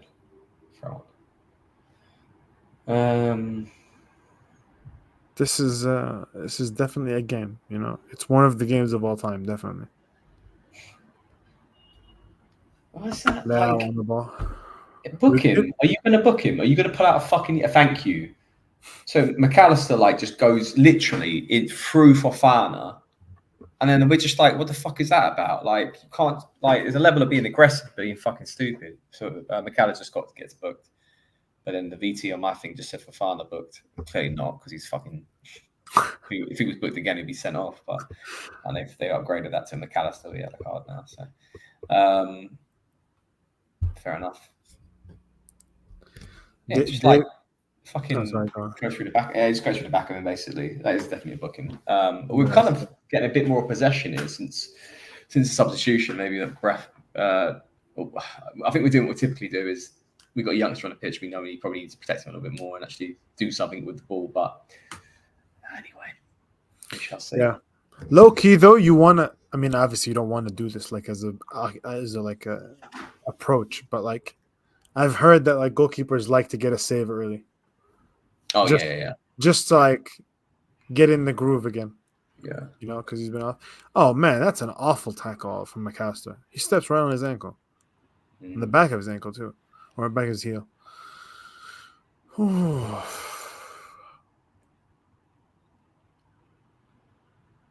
Tomori having to go all the way back to the kid. Let's see if he can pass. Oh my goodness. This, what's disappointing? Honestly, like what's most disappointing is 3 years ago when we played this exact game, not here at San Siro, but like the first one at Anfield, right? And First 20 minutes, it's like complete deer in headlights. It was our first Champions League game back. They were the English champions and former Champions League winners and all that. And they wiped the floor with us the first 20 minutes, and then we have that like insane comeback like 5 seconds before the end of the first half. But it's like it's 3 years on now. We've spent an absurd amount of money, realistically, over that time. Are we better? Nah. Not only are we not better, in my opinion, but what makes me much more sad, honestly, so we're just not exciting. Mm. Like that team had Rebic, Brahim Diaz. I was looking at it earlier today, like Rebic, Brahim Diaz, and Salamakers. Like we have better players than that now, but oh come on, please pass the ball. Please pass the ball. He passed it when Leao's offside. He's offside. I just know that it's gonna end up being offside when he comes back. Yeah, I think the team pass the fucking ball. Yeah, the team back then was much more compact as a unit, and I think although we got completely rolled over, right, there was the mental tenacity to keep yourselves in the game. Oh my goodness, that should be 3-1. Yeah, fucking ballooned over. But I agree. It's the compactness and the mental tenacity that comes from the midfield. But there was also like a genuine like. I hate using this word in real terms, but like there was a vibe. You know what I'm saying? Yeah. There was an energy to that team that like Brahim Diaz was not brilliant, Al-Samak was not brilliant, but like I believed in those guys, man. Like I really did, and that's before we won the Scudetto. Like I believed that we were trending and we're going in a direction. You kind of like knew their patterns of play because they were just like they were very in sync as a side, as a unit, and then equally playing out from the back or the midfield. You kind of like you'd seen it all before. You'd seen that, that cohesion with like Teo and whoever was dropping off for him on the left, and it just slips him through, and you're like, great, we run that move so many times before. Now it's almost as if like you can't quite understand how we're going to score a goal or even build out from the back. It's just very clunky and unpredictable in a bad way. And Torriani just got his first save, a very basic save, but a save nonetheless. So it might be a good omen that you said before about getting a save. He ends up just basically scooping it up. But I think Morata's kind of getting a bit like bullied out of the game a little bit. He's doing okay, but like he's working off fucking scraps. He just tried to do that. Tomori played a ball in behind for him, and he tried to do that Haaland thing that Haaland did it against Brentford at the weekend, where he would stop, nudge the goalkeeper, and then nudge the center back, and then run onto it. Yeah, buddy, that's not Ethan Pinnock. That's Virgil van Dijk. It's not gonna work. Van Dijk just like bulldozed him and took the ball. That's why I say like, man, that's not Ethan Pinnock. Sorry, that's not gonna work. And he's screaming and he's complaining, and I get it. Like technically, it's a foul, but they never call those. Ugh, Torriani, come on, man. Great ball. Good chip for Fana. Come on. He still fucks the pass, man. Did we miss a chance or something? Nah, it's the ball. It's a good little bit of a play there. But like the ball comes in for Rafa, there's no one in the box for it. Like it's behind Rafa, and there's no other runner coming through. Could have been a chance. Doing it right here, a little bit here. Got the ball outside the box. Rafa's looking for options. Can't play it for her. Again. No, hello. Oh, that was a good cutback, Leo. What the fuck's going on there? Morata's asking for a handball. Oh, God. Can we please get a bullshit penalty? I'll do anything for a bullshit penalty right now. He's given a foul to Liverpool. Morata and Calabria is screaming for a handball. Oh, that was nice. Come on, Leo. 1-on-1. Kind of, I don't think he's going to give it, though. He's controlled it well. I don't get why it's a foul, though. He's controlled it well. And then when he's controlled it, it's hit. I think he called it he called it a dive. Yeah, because he's basically gone over the ball and gone like, "Oh, it's a foul." It's true. It is. It was a dive. was a dive, but the question mark is if it's a handball or not. I don't think it was because the ball's his hands in a natural position and it's not. Let me see. The replays have just started for me. Let me see.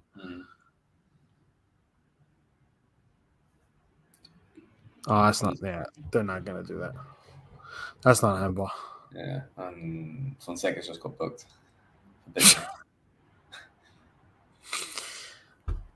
The chat is losing their mind at the referee. It's not a penalty. It's not a penalty. If they gave that against me, if they gave that against us, I'd have shut down the stream. Yeah.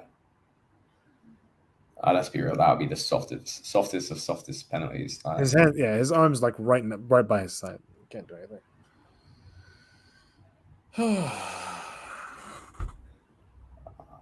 Fuck off.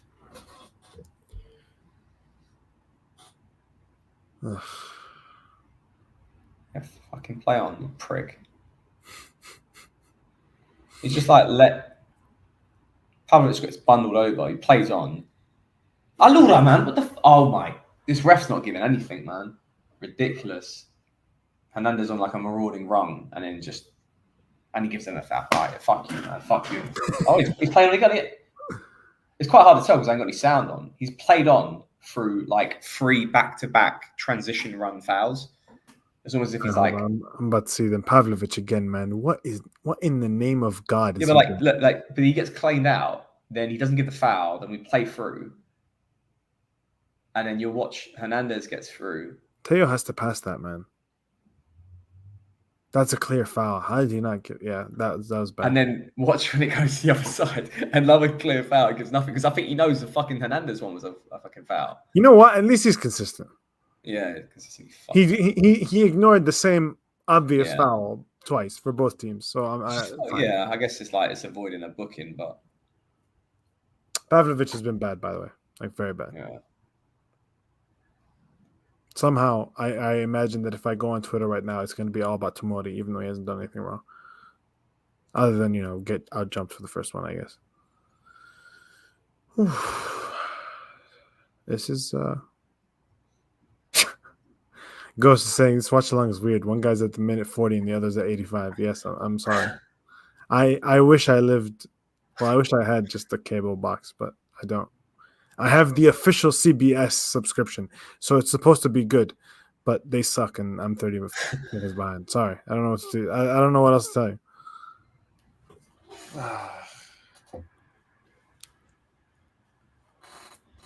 Kid's doing all right though. I haven't really kind of like gone at Toriani. I mean, I'm going to say that now.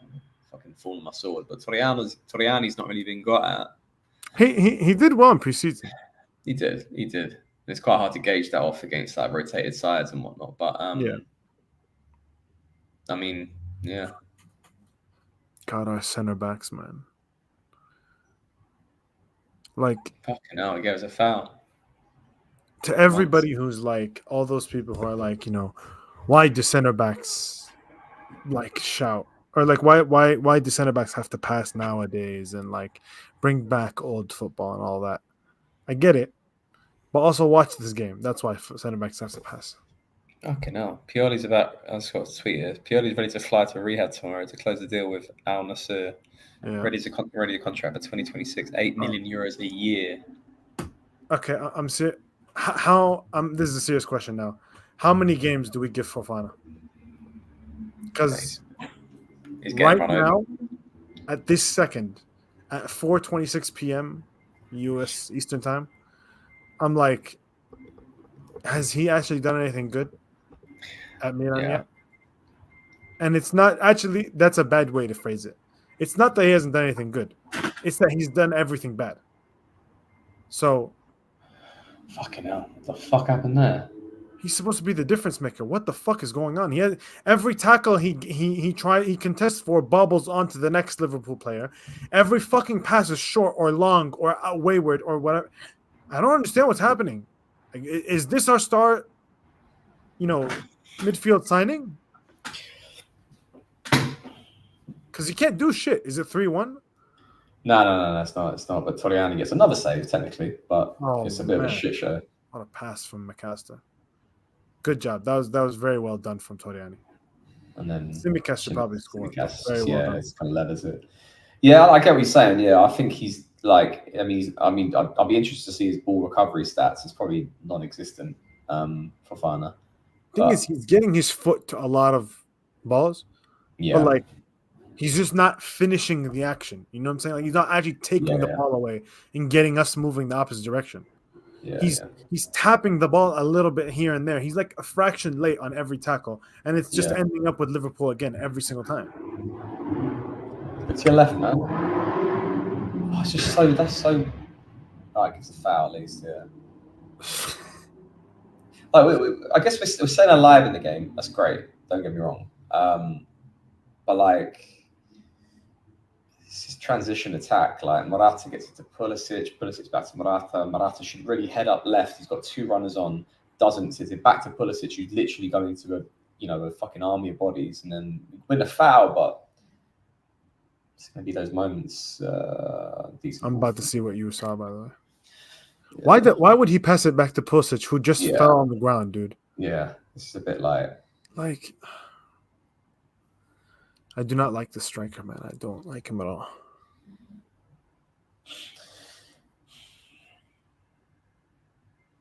But we stand 65 minutes into the game, still 2-1. It's kind of what I said. It's just like, just keep yourself alive in the game. And just... Look, the second half has been a clear improvement. I mean, we're chugging along. We're not. It looked like for a while, past the first goal, it looked every 5 minutes, it looked like we were about to concede in the first half. So it's not been that bad, and we have gotten some possession. What you fucking done? That was a really nice ball by Teo, by the way. I thought somebody should have tried 3-1. 3-1. Pavlovich is fucking Alex had a mare there. He's had a right fucking mare. All right, let's see my. It all starts with his. He tries to play the possession through the midfield, and he loses possession, and we are absolutely in 6 and 7s. It's a fucking shit show. Ugh. That's all Pavlovich. Ugh. What is he? Oh my goodness. Oh my goodness. Oh my goodness. Oh my goodness. He had time, man. He actually and then he commits, and then commits to Gakpo, and it's like hits off Soboslai's fucking shin, and then it's game over. Game over that.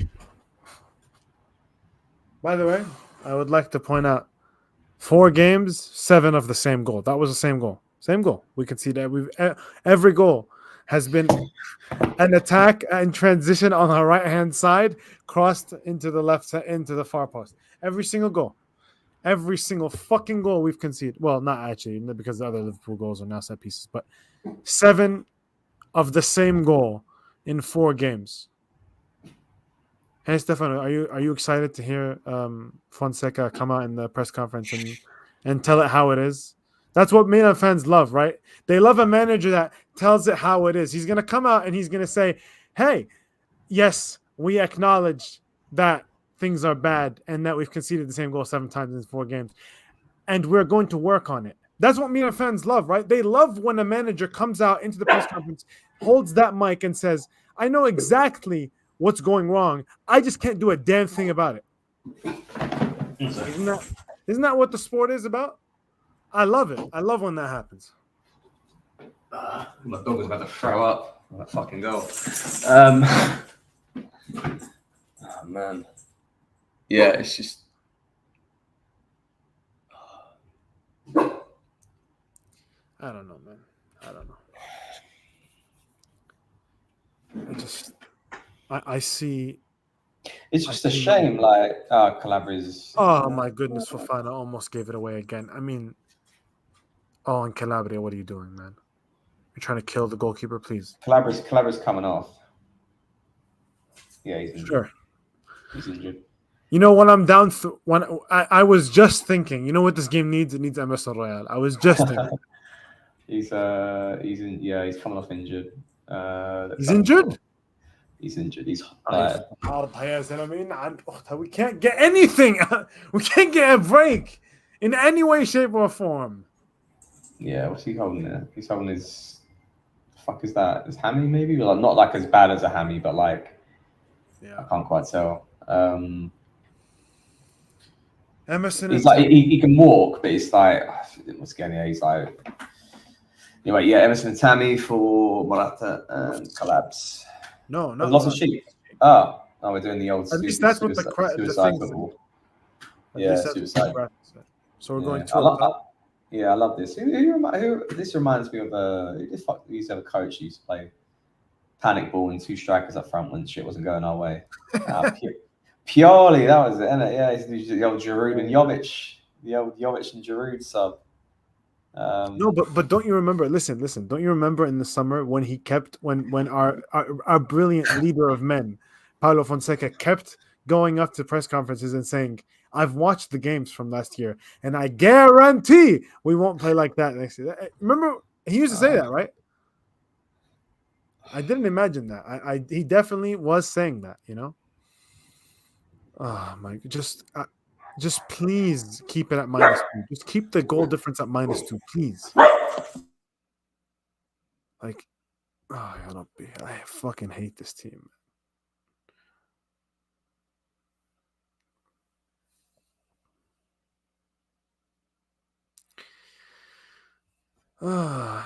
Isn't this fun, guys? Isn't it fun? Isn't it just fucking just a roller coaster of life? Oh my goodness, they're toying with us now. They're just fucking toying with us. We don't even look like we fucking belong on the pitch anymore.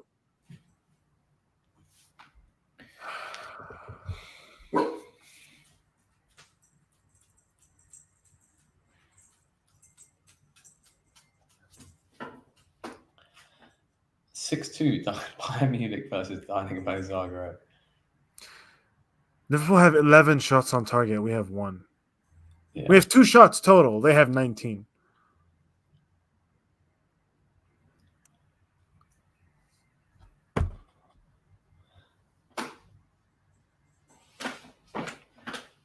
Yeah. It's just not good enough. Not good enough. And this is the thing, like, compared to these home games should make the difference when you're playing against big sides because home support and whatnot. Like PSG last season. Oh my goodness, Tammy. Oh yeah, yeah, PSG last season was like, yeah, they had their chances, but we had fucking great chances as well in that game, and we deserved to win that game. But this is like this is like boys against men performance. But that was a game where we just came out, and it didn't happen a lot under Pirelli that season. But that game specifically, we came out with like everybody had an idea. Everybody knew the identity we were going for. Everybody knew their role. Like there was just such an unbelievable, like intoxicating cohesion team. That's one of my favorite performances of the past 5 years, man. Yeah, that's who won. I mean, that's for like the best game Loftus-Cheek's ever played. Yeah. And you know why it was one of the best games he's ever played? Because he did what he does great, which is he moved us in transition. And then when it got down to make the final third decision, he just passed it to somebody else immediately. Like he just passed it to somebody else. He didn't try to do anything because he's not capable of doing it, but he just passed it to somebody else. Yeah. Ryan Leao one-on-one with Konate gets past him with ease as usual. And can he find somebody? Corner. Damn it, man. God, we have a player like that and we can't get him the ball. Like seriously, we have a player like that and we can't fucking get him the ball. You know? This makes me fucking sick.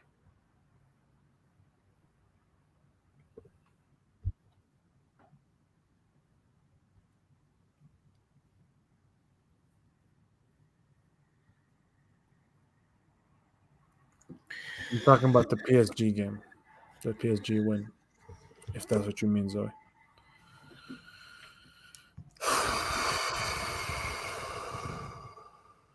Oh, by the way, did you watch the Juve game? I'm assuming you didn't. No. If you had watched it, you would have noticed that they're starting right back. Is it clearly? Yeah, it's somebody we gave away for free on a loan with an option to buy for 12 million. Option to buy for 12 million. Because when I look at Milan's squad, and I'm sure you think the same. When we look at Milan's squad, we think, well, we couldn't possibly need a right-handed defender. Like a right-footed defender, right? Like I can't even imagine what Kalulu could have possibly been doing for Milan, right? Yeah. Clearly there was no place for him. No, definitely not. Yeah. I mean, it's just and it's so also light. that we had to register Emerson Royal. Like we would have died if we couldn't have signed Emerson Royal. That's why. Yeah. Yeah. I mean, also like midfield, wow, it was so fucking light. Like we knew Benacer was going to get injured. We just knew that was going to happen. Like I know we couldn't. I think it wasn't the Kone deal. We couldn't register him unless we sold. Well, I think we got rid of Benacer. Yeah, I think it was international or some shit like that. But like once again, like late at the crunch, or when we get a good deal for a great player, we had that money to spend. We didn't spend it, and now we're going to suffer the first half of the season. And the problem is, if we're out of enough competitions, what's not going to be done is to spend that money in January. It's going to be like, oh, I'll fucking write off the season, and we'll go again and use that money again in summer. But then you then do the same shit we did against this summer, which is go, oh, let's try to haggle for deals. It's like, well, no, you didn't spend that money in January. You should have been using that as a key to basically go straight to the fucking jugular and sign the players you want to sign, and go from there. But you know, the frustrating thing is, it's like, it's not the money in my mind. It's, you know, we spent, I think, what, 70, 80 million this summer. We spent 120, obviously, with the sale of Tonali, but still, we spent 120 million last summer. And oh my goodness, Tammy Abraham. Oh my goodness. You see that? Yes. Fuck me. That was beautiful. Fantastic. Yeah. In case anybody's wondering, that's the Milan striker right there. That's him. And look at what Morata did. That I'm gonna clip that up, and that's it. That defines the season right now. Tammy Abraham is Milan's starting striker. Morata can go sit on the bench. Done. Like, Tammy Abraham is Milan's starting striker, and we had an opportunity, of course, to sign him on a permanent deal, and we, gave a loan with no option to buy, and we're gonna have to haggle with Roma next season. But regardless, that's not the point. He's the starting striker, 100%. But yeah, I don't know, man. What's frustrating again is it's not the money. It's not the amount of money that we've spent over the past 2 summers. But oh my goodness, and they're through again. Is it gonna be 4? Oh my goodness, Darwin Núñez, and then Luis Diaz is wide open. Oh, thank God, Tomori, excellent job. But we how do you end up in the last 2 weeks of the summer with, one, not enough spots to register all your players, right? And 2, needing to they just gave Adli Pobega and Kalulu away. Like, they just gave them for free because we had no space for them. Like, do you understand how unbelievably awful the management has to be for that to happen? You have 3 or 4. Well, actually, no. You have a whole year to plan for these things. You could plan these things before the window even starts. And we end up in the 2 weeks before the window ends. We're just like, we have too many players. Oh my God. And they're not even good. They're not even good. Like, they're not. We have too many players, and they're not even that fucking good. Yeah. And now like you mentioned, our number 1 and only senior member of bench option is. If we're one more think about this, by the way. We have 4 center backs total for 4 competitions. For 3 competitions, sorry. 4 center backs total for 3 competitions. One injury, and we will have 1 center back and 1 midfielder on the bench every single week. Yeah. And then what happens? Accumulation of yellow cards. Calabria is going to be playing in midfield. And not minor injury. Anybody's going to play. Like, it's just. It's more like why the fuck have we got 3 centre forwards? It's the lack of foresight to go, all right, Jovic is somehow good enough in pre-season, and then you go, well, hold on, we're 1 game into the season, we don't do well. Then he start against Torino, did fuck all, and then it's like, okay, shit, we need to go out and get a striker. And then it's like, well, now we can't shift Jovic because you've given him the number 9 shirt. No one's going to come in from this late in the season, and he's an international body, which we can't, to find him a suitor we're a shit selling club at the best of times, let alone with 10 days left of the season, for example, the window. So now we have 3 strikers for a 1 striker formation. So that's a valuable spot. Like, for example, if Jovic wasn't in there and we had the foresight to go, you know what, he ain't good enough. We need 2 new strikers, which was the conversation going into the postseason anyway. And the conversation that went throughout the transfer market that Jovic is still not protected. We've ended up giving him the number 9 shirt, still keeping him because we can't offload him. And then also equally, because we can't offload him, not been able to get let's say a centre midfielder like Kone or having to keep, as you said, like the other players we had to shift, who are in positions that we valuably need for.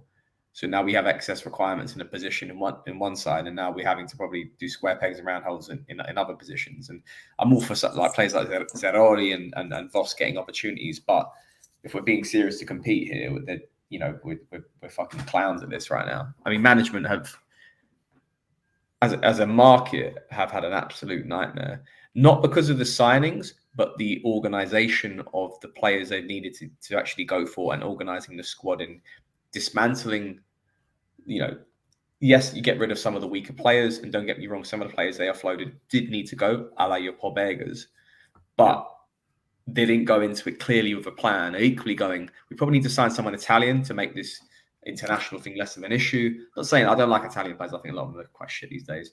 But you can get anyone. You can literally get anyone. Yeah, and then you don't have to matter, but they have to be in the fucking squad. Like, but then you got the Teleciano thing, which is I mean, how much do we see him in preseason to basically know that he's just not good enough? And then the Lazio game was still to this day one of the worst games I've ever seen someone playing in a Milan shirt ever.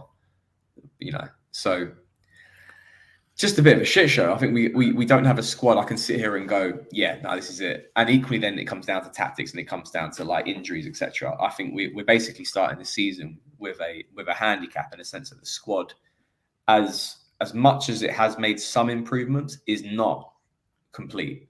It's not complete. Not for the formation that we're playing. Nowhere near for the formation that we're playing. Because I think it was going to become a formality that we'd have to consider a 4-3 because of balance, and then it would be, well, we need more midfielders then. I think great, we haven't got more midfielders, and now we have to commit to this 4-2-3-1. Like, we've got all these wingers, but I mean, I'm all for it, but fucking hell, we've got no balance basically. But that's the thing. Like we and they were flirting with the idea, or actually, sorry, not flirting. I mean, Fonseca was about to marry Alexis Salamackers in the summer. They were flirting with the idea of having 5 wingers. Yeah. Like, and you just and you look at her on the squad and you're like, well, we don't actually have a backup left back. I mean, Terracciano is there, but does he actually exist? We're not so sure yet. We have 4 center backs for 3 competitions, like I said, which is just an absolute disaster. We have 5 now. Well, Benasser. We had 6 midfielders for 3 spots. Benasser gets injured, like you said. Obviously, he gets injured, and now we have 5 for 3 spots. The wingers we have a lot of wing depth. It's the thing we complained about after the Scudetto, and that's the only thing we have. And we have a bunch of strikers, both of whom, by the way, and I'm loving Tammy. But like, if you had told me at the beginning of the window that Tammy Abraham and Morata were going to be my strikers, I would have jumped off the tallest building near me. Yeah. Like, so they did nothing. Like, they signed, and this is what frustrated me the whole year is they just signed, like, people, when we signed Emerson and Pavlovic and all these guys, and at the end, there was the clapping seals, I like to call them, the clapping seals for the management, and they're all like, well, we needed a right back, and we got a right back, and we needed a center back, we got a center back, and we need a striker, we got a striker, and we needed a midfielder, so we got a midfielder.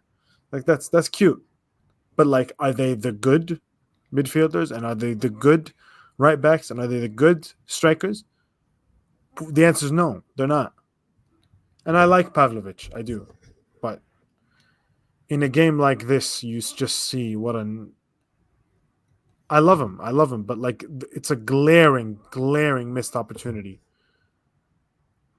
having him and Tomori together in these kind of positions. Every good team is going to press us exactly like this. Every good team that we play from here till the end of time with these two guys at center back will have watched this game and said, fuck it, just let them have the ball. What are they going to do? Pass it? No chance. Oh, bit of a decent possession spell there. And he ends up going to Teo outside the box and just lashes it. But yeah, If we want to take positives, honestly, Tammy's been fantastic. yeah.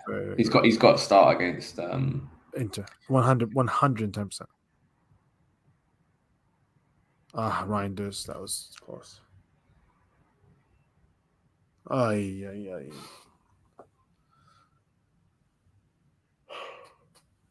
I think Okafor's come on, unless I'm blind. I think him and Gabia came on.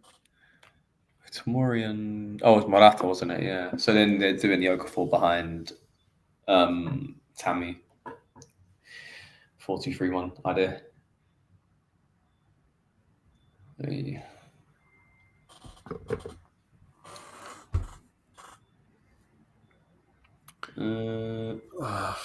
Let's just see what the other games are doing. Madrid are beating Stuttgart 2-1. They just scored. Fucking the 83rd minute. Torriani, man, comes out. The trap boy over the top comes out, some falcon kick. Just like, come on, lad. Bayern are up 8-2. 8-2 against Dinamo Zagreb.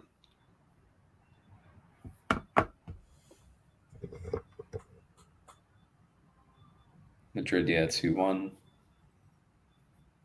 Oh, that was beautiful from Torriani. I just saw it. Yeah. Hey, the kid's not lacking confidence. I'll give him that. Yeah, and I think that's that's probably one of the positives. Yeah, that he's it's a good moment for him. Some more questions about Mike, and that's the thing as well. I think you think back into the building of the squad. Mike's going to get an injury, which is sad as it sounds, but it is what it is. Unless you're willing to shift off it, and the same as Benessa, we clearly tried to get rid of him, but where was that ambition? Why was it so late in the window? So basically, you're not confident in his fitness abilities either. Then you go, okay, if you don't keep him, then you have to bolster that position and basically say when this Portielli get halfway through pre-season, then you go, okay, the first game before the first game because Torriani played the whole time. Yeah, we played Torriani, and I'm all for kid getting a chance, fine. But then Benassa was this different one because it's he's going to get injured. We're light in midfield. We needed another centre midfield signing personally because Moose is just not good enough. Fofana still finding his feet, and Reinders should be more advanced. And we're just light on the ground in from what we need. Great run from Okafor. Come on, Pulisic, do something with it, bruv.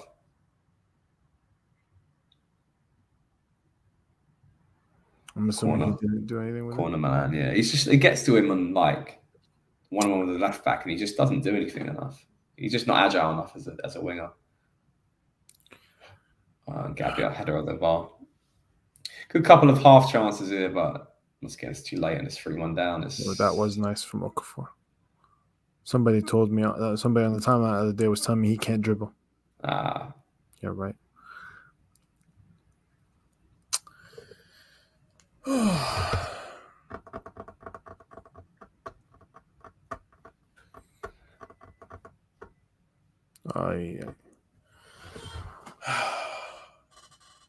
It's worse is needs us to stay at 3-1. The whole goal difference element. That's what's important right now. Yeah. You just, man. What was that? Again, it's not you tell me we lose 3-1 to Liverpool. I'm not devastated. I'm not. I get it. It's Liverpool, but man, there's a way to lose, but still give me something. You know what I'm saying? Mm-hmm. Especially with the derby on the weekend, that's the problem. Yeah, because nobody thinks we're gonna win. I've yet to meet the person who thinks we even have a chance against in the derby. Honestly, It's more questions than answers. That's the problem, because it's like, can we still can't play out from the back. We still are weak at set pieces. We're still getting overrun in midfield. can't We create still, shit either. yeah, can't create shit. We're still not showing up good opposition respect. It ultimately is kind of much of the same from last season. So as you said, what's improved? And that's not just playing out from the back. It's also defensively, what the fuck's improved? And yeah, look, the third goal was a Pavlovich fuck us individual errors. Don't get me wrong, but the first two, But the thing is, even the Pavlovich fuck up, right? How many times did he make that same bad pass, but it wasn't punished in that way? You know what I'm saying? yeah. He made that same pass 20 times today. He misplaced Yeah. that same pass a million times today. And at a certain point, with him especially, it's like he had time on the ball. He did. Why is he encouraged? Oh my goodness, Soboslai just nutmegs Fofana, man. Yeah. Yeah. I'm gonna ask, how long? How long do I wait before I can actually judge him? Because He's getting burned from if that. the report card is due today, he's oh my god, look at him, Mr. Royal. Are you this? Ya Rabbi Allah.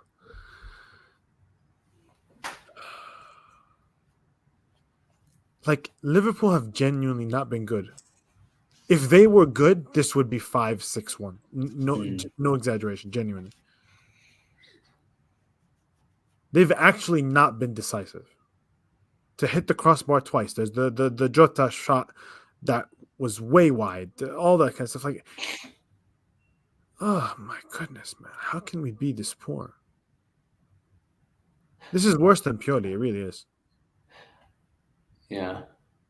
Like, every Champions League game last year, we competed. Yeah. Except for the 3-0 loss against PSG. That one sucked. But 5 out of 6, we competed. And I'm not obviously saying that as purely praise. We were awful last year. But, like, Yeah. I do think, like, well, just reading up on Pioli's getting that job. Does that mean, like, we're not obligated to pay him for the rest of his contract I do anymore? think so, yes. So then, or that they've reached a settlement. But irrespective, the point is, yeah, we're not paying him. Yeah, the same way we won't be were. able to get paid twice, basically. Yeah, so we're basically then. Yeah, I think that makes things interesting now. That's a very good point, actually, because Martino opened my eyes by tweeting. You won't pay, we won't pay 3 coaches at the same time, 100%. But now that math changes big time now. Yeah, is because Thingy's still unemployed, isn't it? Conceição. Yeah, Conceição. So like he's still unemployed, so maybe. It's a shame that I'm not saying I want him gone. Like, it's still quite early days, but I do think the derby is definitely going to be like all right, cool, Liverpool fine, but like, all right, if you do this shit again and we get our ass and we get beat again by Inter, like, sorry, but sadly the weight of Pioli is hanging over your head right now, because it is 6 in a row derby defeats. You make it 7 and we do the same shit Pioli did, then ultimately why the fuck have we signed you and got rid of Pioli? And then, it then becomes a point of, I mean, how many points are we behind Inter right now? Was it 3? Yeah, I think 3, because they drew 2, and so like that turns into 6 points. We got to be on it quicker, sooner rather than later. Yeah. Although sadly, I don't think we will. I think we would basically. Oh, Abraham's kicking off a little bit. It's an Endo. How the fuck off? Okafor's he's I think that's the thing that I think shining lights out of this game. Certainly Abraham, since he's come on, such great energy. Yeah. Giving us a right asset up front. I thought the kid, Torriciano, I think, bless him, first game. Toriani, sorry. Toriani, it's a baptism of fire this moment. But Christ, what a way to kind of get a level head. And he to be fair to him, man, a couple of obviously easy saves, but moments where like he's shown a bit of character. Okay, no. Keep it alive in the mixer. Yeah. Zoe said Bayern 9-2. 92, seriously. Man, fuck me. Jesus Christ. Hey, it's ain't that bad. Can we get a goal? Or actually, you haven't celebrated, so I'm assuming it's already not. Oh, Ah, another save for Toriani. Yeah, I think like he's obviously it's a good little moment for him, certainly. I'm just trying to think who else has had a really good game. I just can't really. nobody. That was it. Can't really earmark anyone. Just disgusting, man. Yeah, like I mean, before we get on to Liao again, like yeah, he's feeding off scraps, and it's just like I think it's easy to go, all right, your best player stand out, but like how? Like that? how? That's my. He can burn past a lot of players, and he has done a bit tonight. But like, what do you expect him to do? Like, but keep burning past Kanate and Van Dijk. These are fucking top elite centre backs here. Like, Teo, that's such a poor ball, man. Like Liverpool, like Salah doesn't burn past Hernandez. What he does is they work as a unit and in transition, like just pick us apart. That comes down to tactically being strong. It's not because Salah is just basically picking the ball like Lionel Messi and dribbling past three players. Nah. And Liao can do that, and that's the brilliance of Liao, but don't expect him to do that all the fucking time. What he does need is that play that connects him and Hernandez and all those players together to work as a unit and pick players apart. And that's why we were so when you talk about that Liverpool game when we scored those goals and we were 2-1 up. That's why we were so fucking good. Remember that second goal that Diaz scores? It's the interlinking play from Liao to Rebic to Diaz. I think Hernandez gets involved as well. It's like we picked them apart. Those are the goals there. That's where it shows team quality rather than individual quality. We need a bit more of that. A lot more than that. And the thing you mentioned about Salah is true as well, because the thing that Salah does get is he gets 20 to 30 touches in the final third every single game, where he's not going to nail all of them. He's going to nail 10, right? 10 out of 30. But those 10, he's so brilliant that those 10 are magic, you know? Ooh. Fuck. Leo's hit the post. Fuck. That was a good fucking move, though. Man. Oh, yeah. 3-2 would have been important. Yeah, been nice. I know it would not as in like important because of it's just important for a goal difference. Yeah. A good ball from Reinders, puts him through, does a little cut back, and then cuts back again, leaves Gomez and Kanai on their fucking on skates, and then I can't tell if Allison gets a save and then hits the post, but I'm about to see it now. Oh, brilliant pass from Reinders. Finally finding him behind. He did. I think Allison did get a. Yeah. Did get a save. But that's the thing. Like, how many times has he actually gotten in that position? Like twice. Yeah, exactly. The whole game. Like, if you can't get your attacker in that position often, you suck. You're not a good team. What you are is a mid-table team. That's what it is. Seriously. Like, the best teams get their best players in those positions. Like, how many times does Inter get DiMarco? Not in the same way, but DiMarco gets in that crossing position on the left like 1,000 times a game. Yeah. Half of them go over everybody's head. The other half ends up right at an Inter player's feet. Like,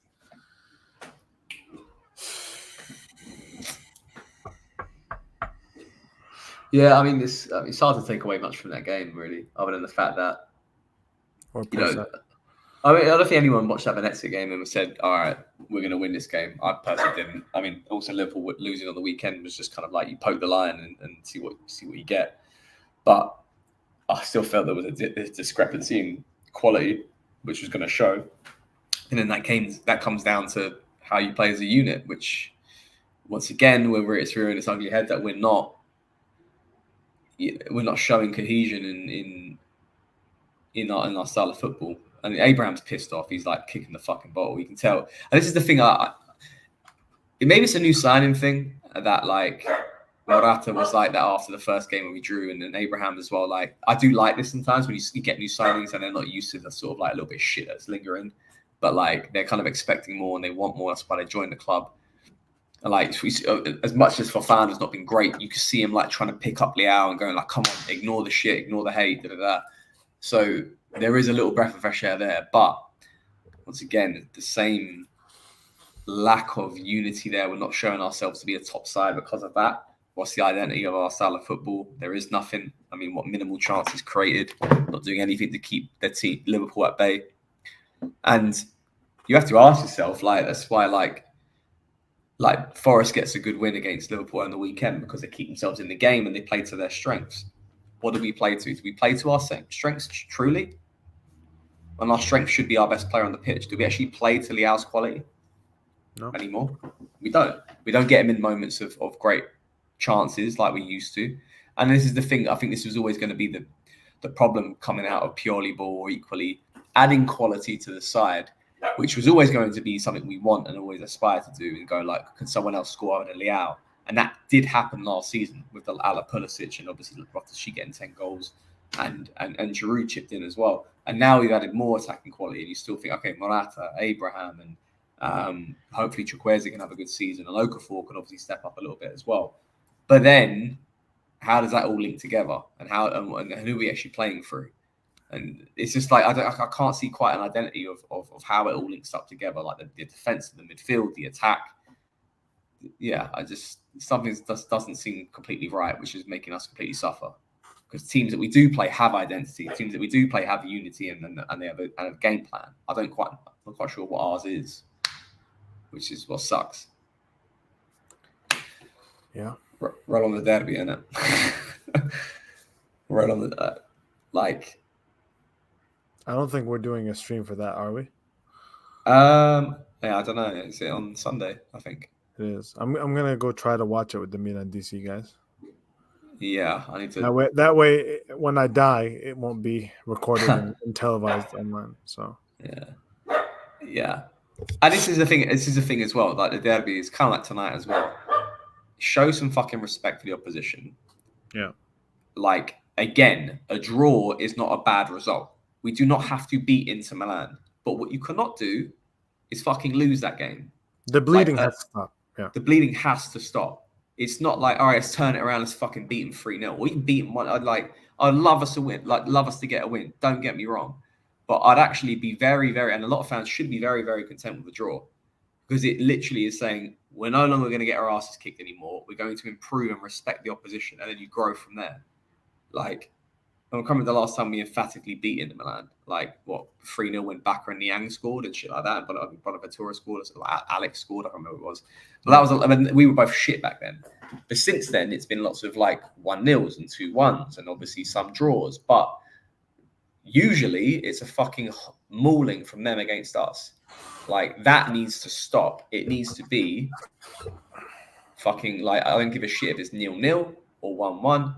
But we clearly are going to be without Mike. So we should be going into that game going defensively. We need to protect this keeper because he's going to have to be in goal for us for the foreseeable until fucking Sportiello with his whatever the fuck happened to his hand or Mike comes back. So at least protect the keeper and don't play as if stupidly as we would normally play anyway. Let alone the fact that we got no Mike. And then let the keeper go into a baptism of fire even more so. But I just need to see us just improve the way that we actually just play collectively, but just have some fucking unity in our style of football.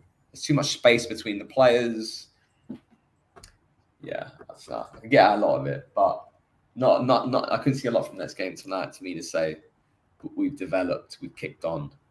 I still see a lot of individuals trying to play together and calling it a team. It's it's the same shit every single time. It is. It's the same shit. It looks worse than last year, honestly. I really do think it does. Yeah. I'm trying to think what frustrates me the most is I tweeted, so the lineup came out and I tweeted it's our best. It's probably our best available 11. We're going to lose 3-0. And a lot of people, and I mean seriously, a lot of people that aren't Milan fans, that just looked at the lineup, and they were like, "I don't know what you're talking about. That looks like a grade 11." And Yeah. I saw I'm not even exaggerating. I saw a few people being like, looking at that Milan 11, how can they not compete for the title? How are they not in the title race, or like, and so on?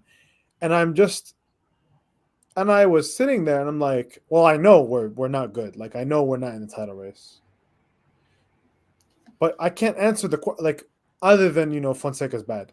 But like, Mm. how can we look this, like, genuinely? How can the talent and the ability and the players, forget even Leao and Teo, like, forget the exceptional players. The Mm. median Milan player is very, very good. Mm. You know, the Yeah. median Milan player is like Fofana, or allegedly he's supposed to be really good, right? Obviously, he's not been good so far, but like, allegedly, the median Milan player is supposed to be very good. Yeah. And yet, we're watching, and he's like, what is there to it?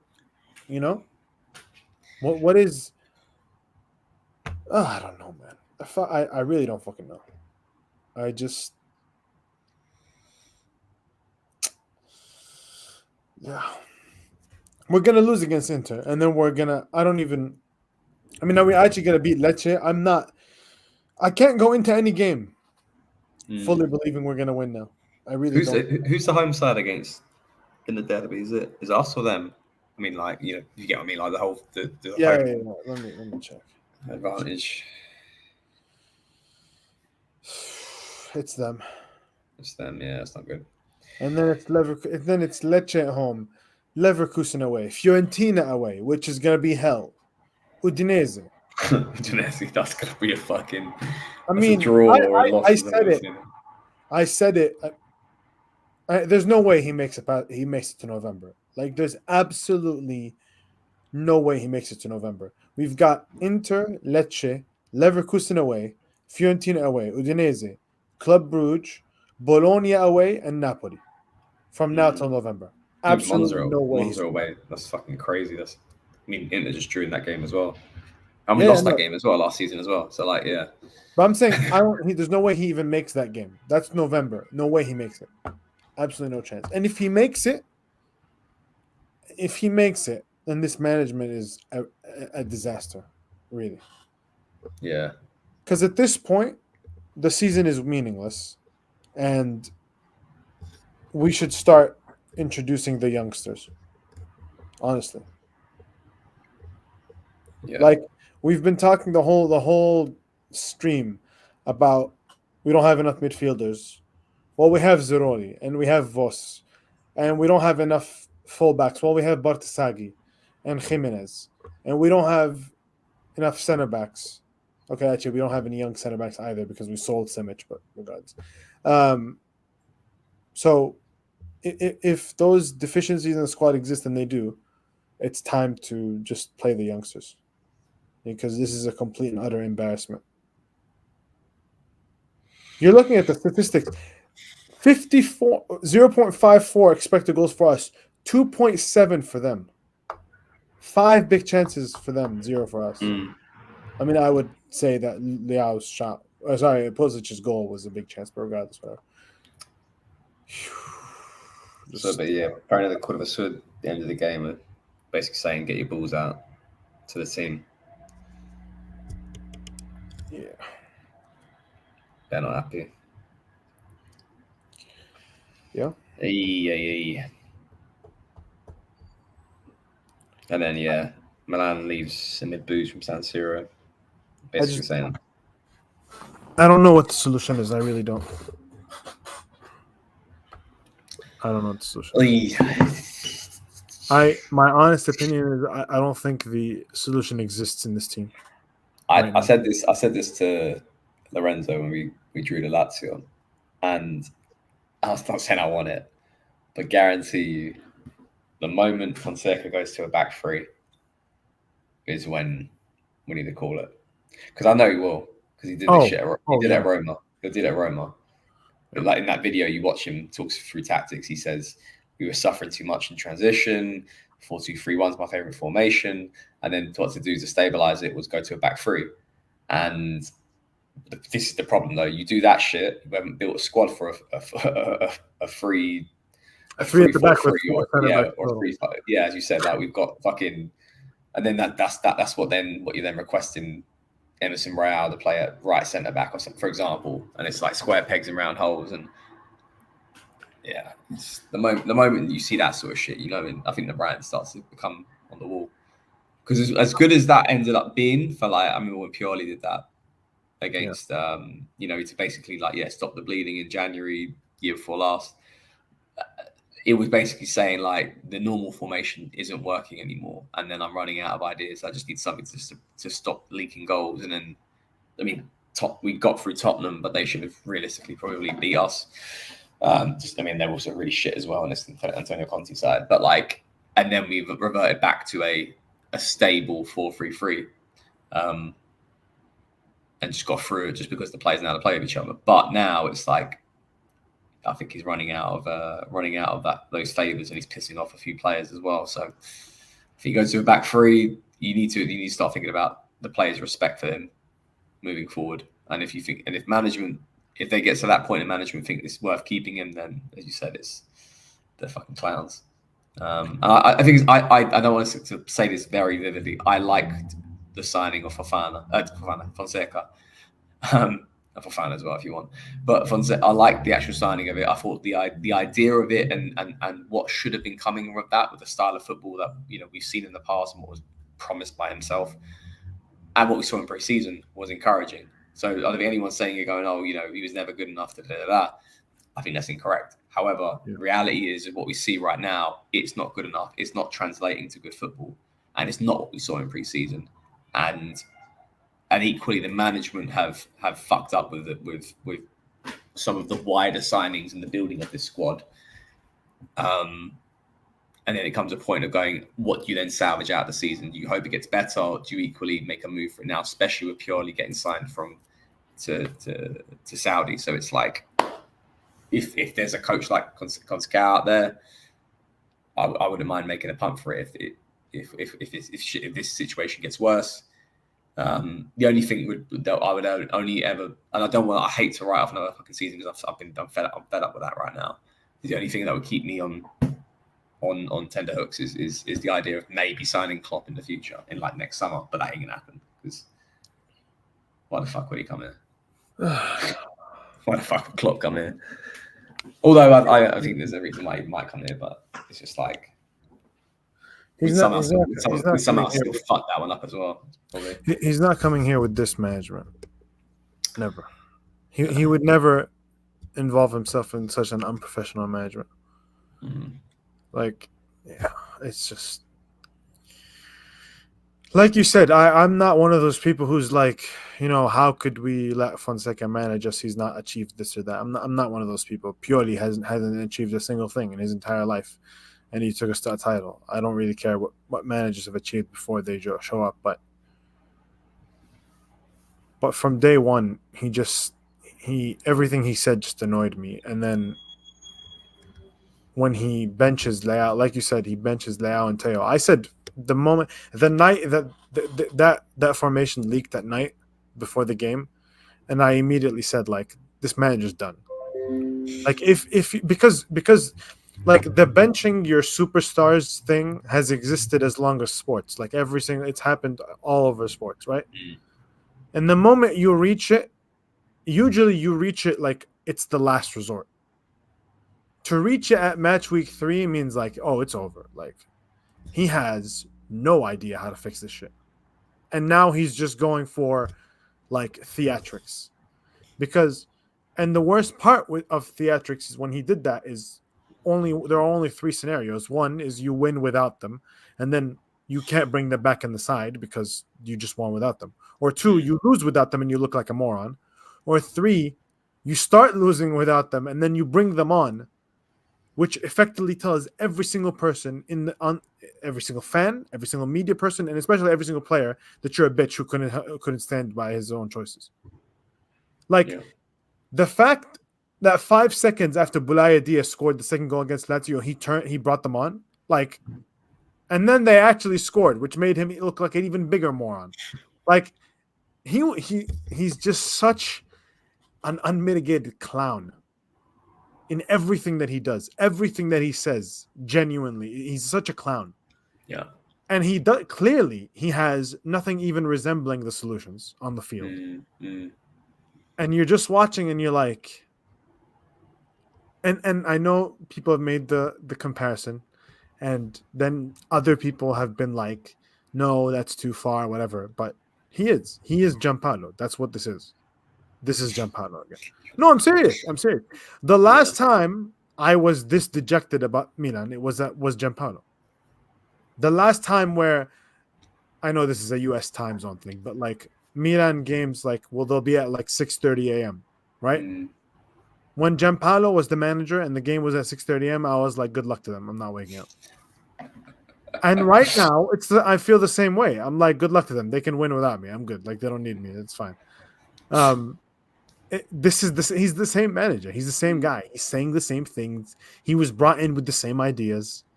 He came and he talked such a big game about we're going to play like this and we're going to play this style and we're going to do this.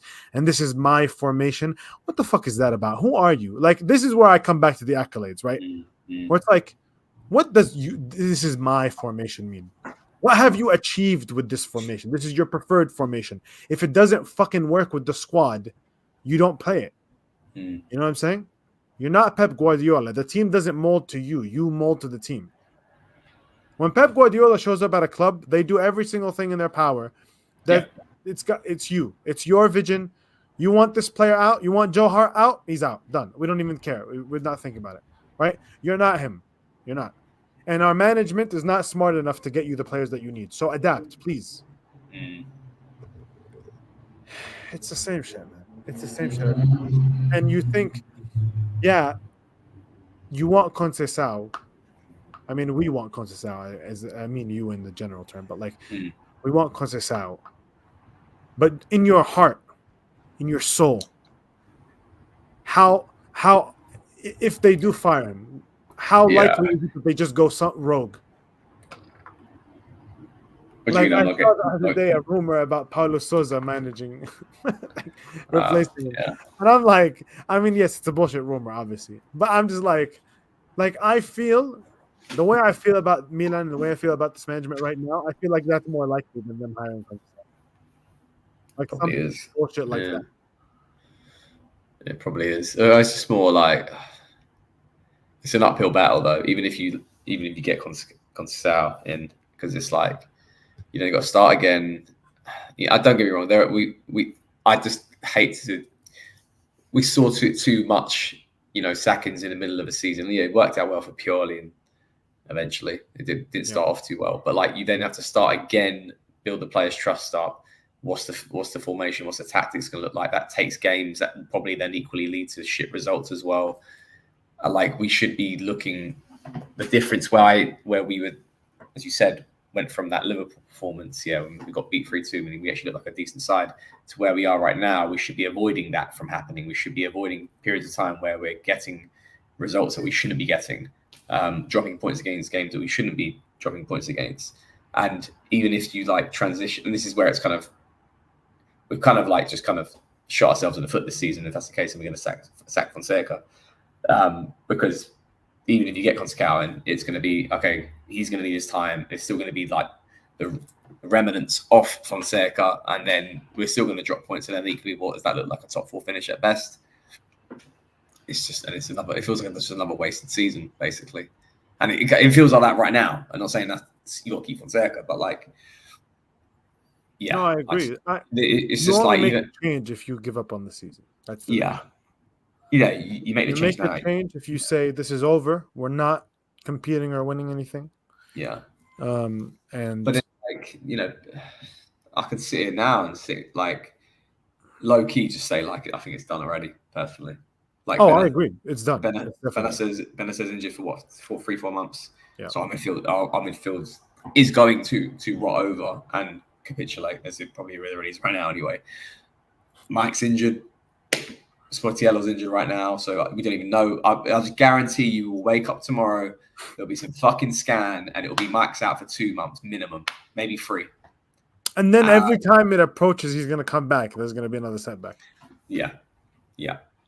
Like, don't get me wrong, I will not be surprised if he's out until New Year. And then it's just like that. It's the fucking spine of your team there. Spine of your team there. And like, Pavlovic is like, he's saying about he's in a shit game and see what happens. Pavlovic had a shit game tonight, undeniable. Yeah. But I can just also see a reality as we get to the weekend, and then he goes for the derby and he subs Pavlovic off and plays Gabbia and Tomori because he's just like, you're so reactive to one player having a shit game. You go, all right, cool, you're out now. It's like, well, now Pavlovic is fucked, just as much as Chow's fucked. So I hope he doesn't do that sort of shit. You stick with him and you work through and you grind it out. And you be a good coach. That's what being a good coach is. And you work out how to get him better. Get him better and not make those stupid mistakes in possession or yeah. And he's also very young as well. A lot of these players are quite young. But if he does shit like that in the run up to the derby, it's just like I really hope he's fucking just sensible with his formation first against Inter. Like, just keep it to. I mean, Calabria looks like he's injured as well, so just play Kid in goal, Emerson Rao on the right, Pavlovic and it's Tomori. It has to be Tomori. It's got to be Tomori, probably Tomori. But I don't know. I'm an RM, but fuck it, Pavlovic and Tomori, Beiteo. It's gonna have to be the Fofana, Loftus-Cheek, Reinders. It's basically, the same team. It's the same lineup. Beyond, yeah. And Tammy. Calabria, the Kid, and Tammy basically come in. And then it comes down to tactics. Then it's like, fucking treat the game with respect. Stay compact. Do not give anything away. Keep yourselves in the game. Do not try to go for the fucking jugular from the first 10 to 20 minutes. Sort out the set pieces. You got Tammy in to help out as well. Clear. We saw him against Venezia as well. Not that Venezia was shit, but like, you can see what he was doing defensively from set pieces, and he can be clearing the ball up as well. Use that energy. Utilize the fucking the game as being a derby, and to basically say, come on, let's fucking give it 110% and go from there. Like, if we somehow, like, even a draw, I'll happily take a draw. If we somehow win that fucking derby, like, it's a big building block to work off, because you're basically saying we haven't just beat some shit team, but and I still see a scenario where we're capable of doing that, because we still have some quality players, as we say. But tactically, we're just nowhere near what Inzaghi gives Inter, and equally the stability that he gives them as a side. Like, we have to be at 120% to beat them. They have to probably be at 70% to beat us. That's the difference. And yeah, all the stuff I say about he's not going to make it to November, all that all goes away if he beats Inter. All goes away. Yeah. If he beats Inter, there's a path. There's a path to this season, not winning. We're not going to win anything, but there's a path to this season. Okay, we finished top 4. We qualify for the next round of the Champions League. Maybe we win a round. We lose dignifiedly and we go home, right?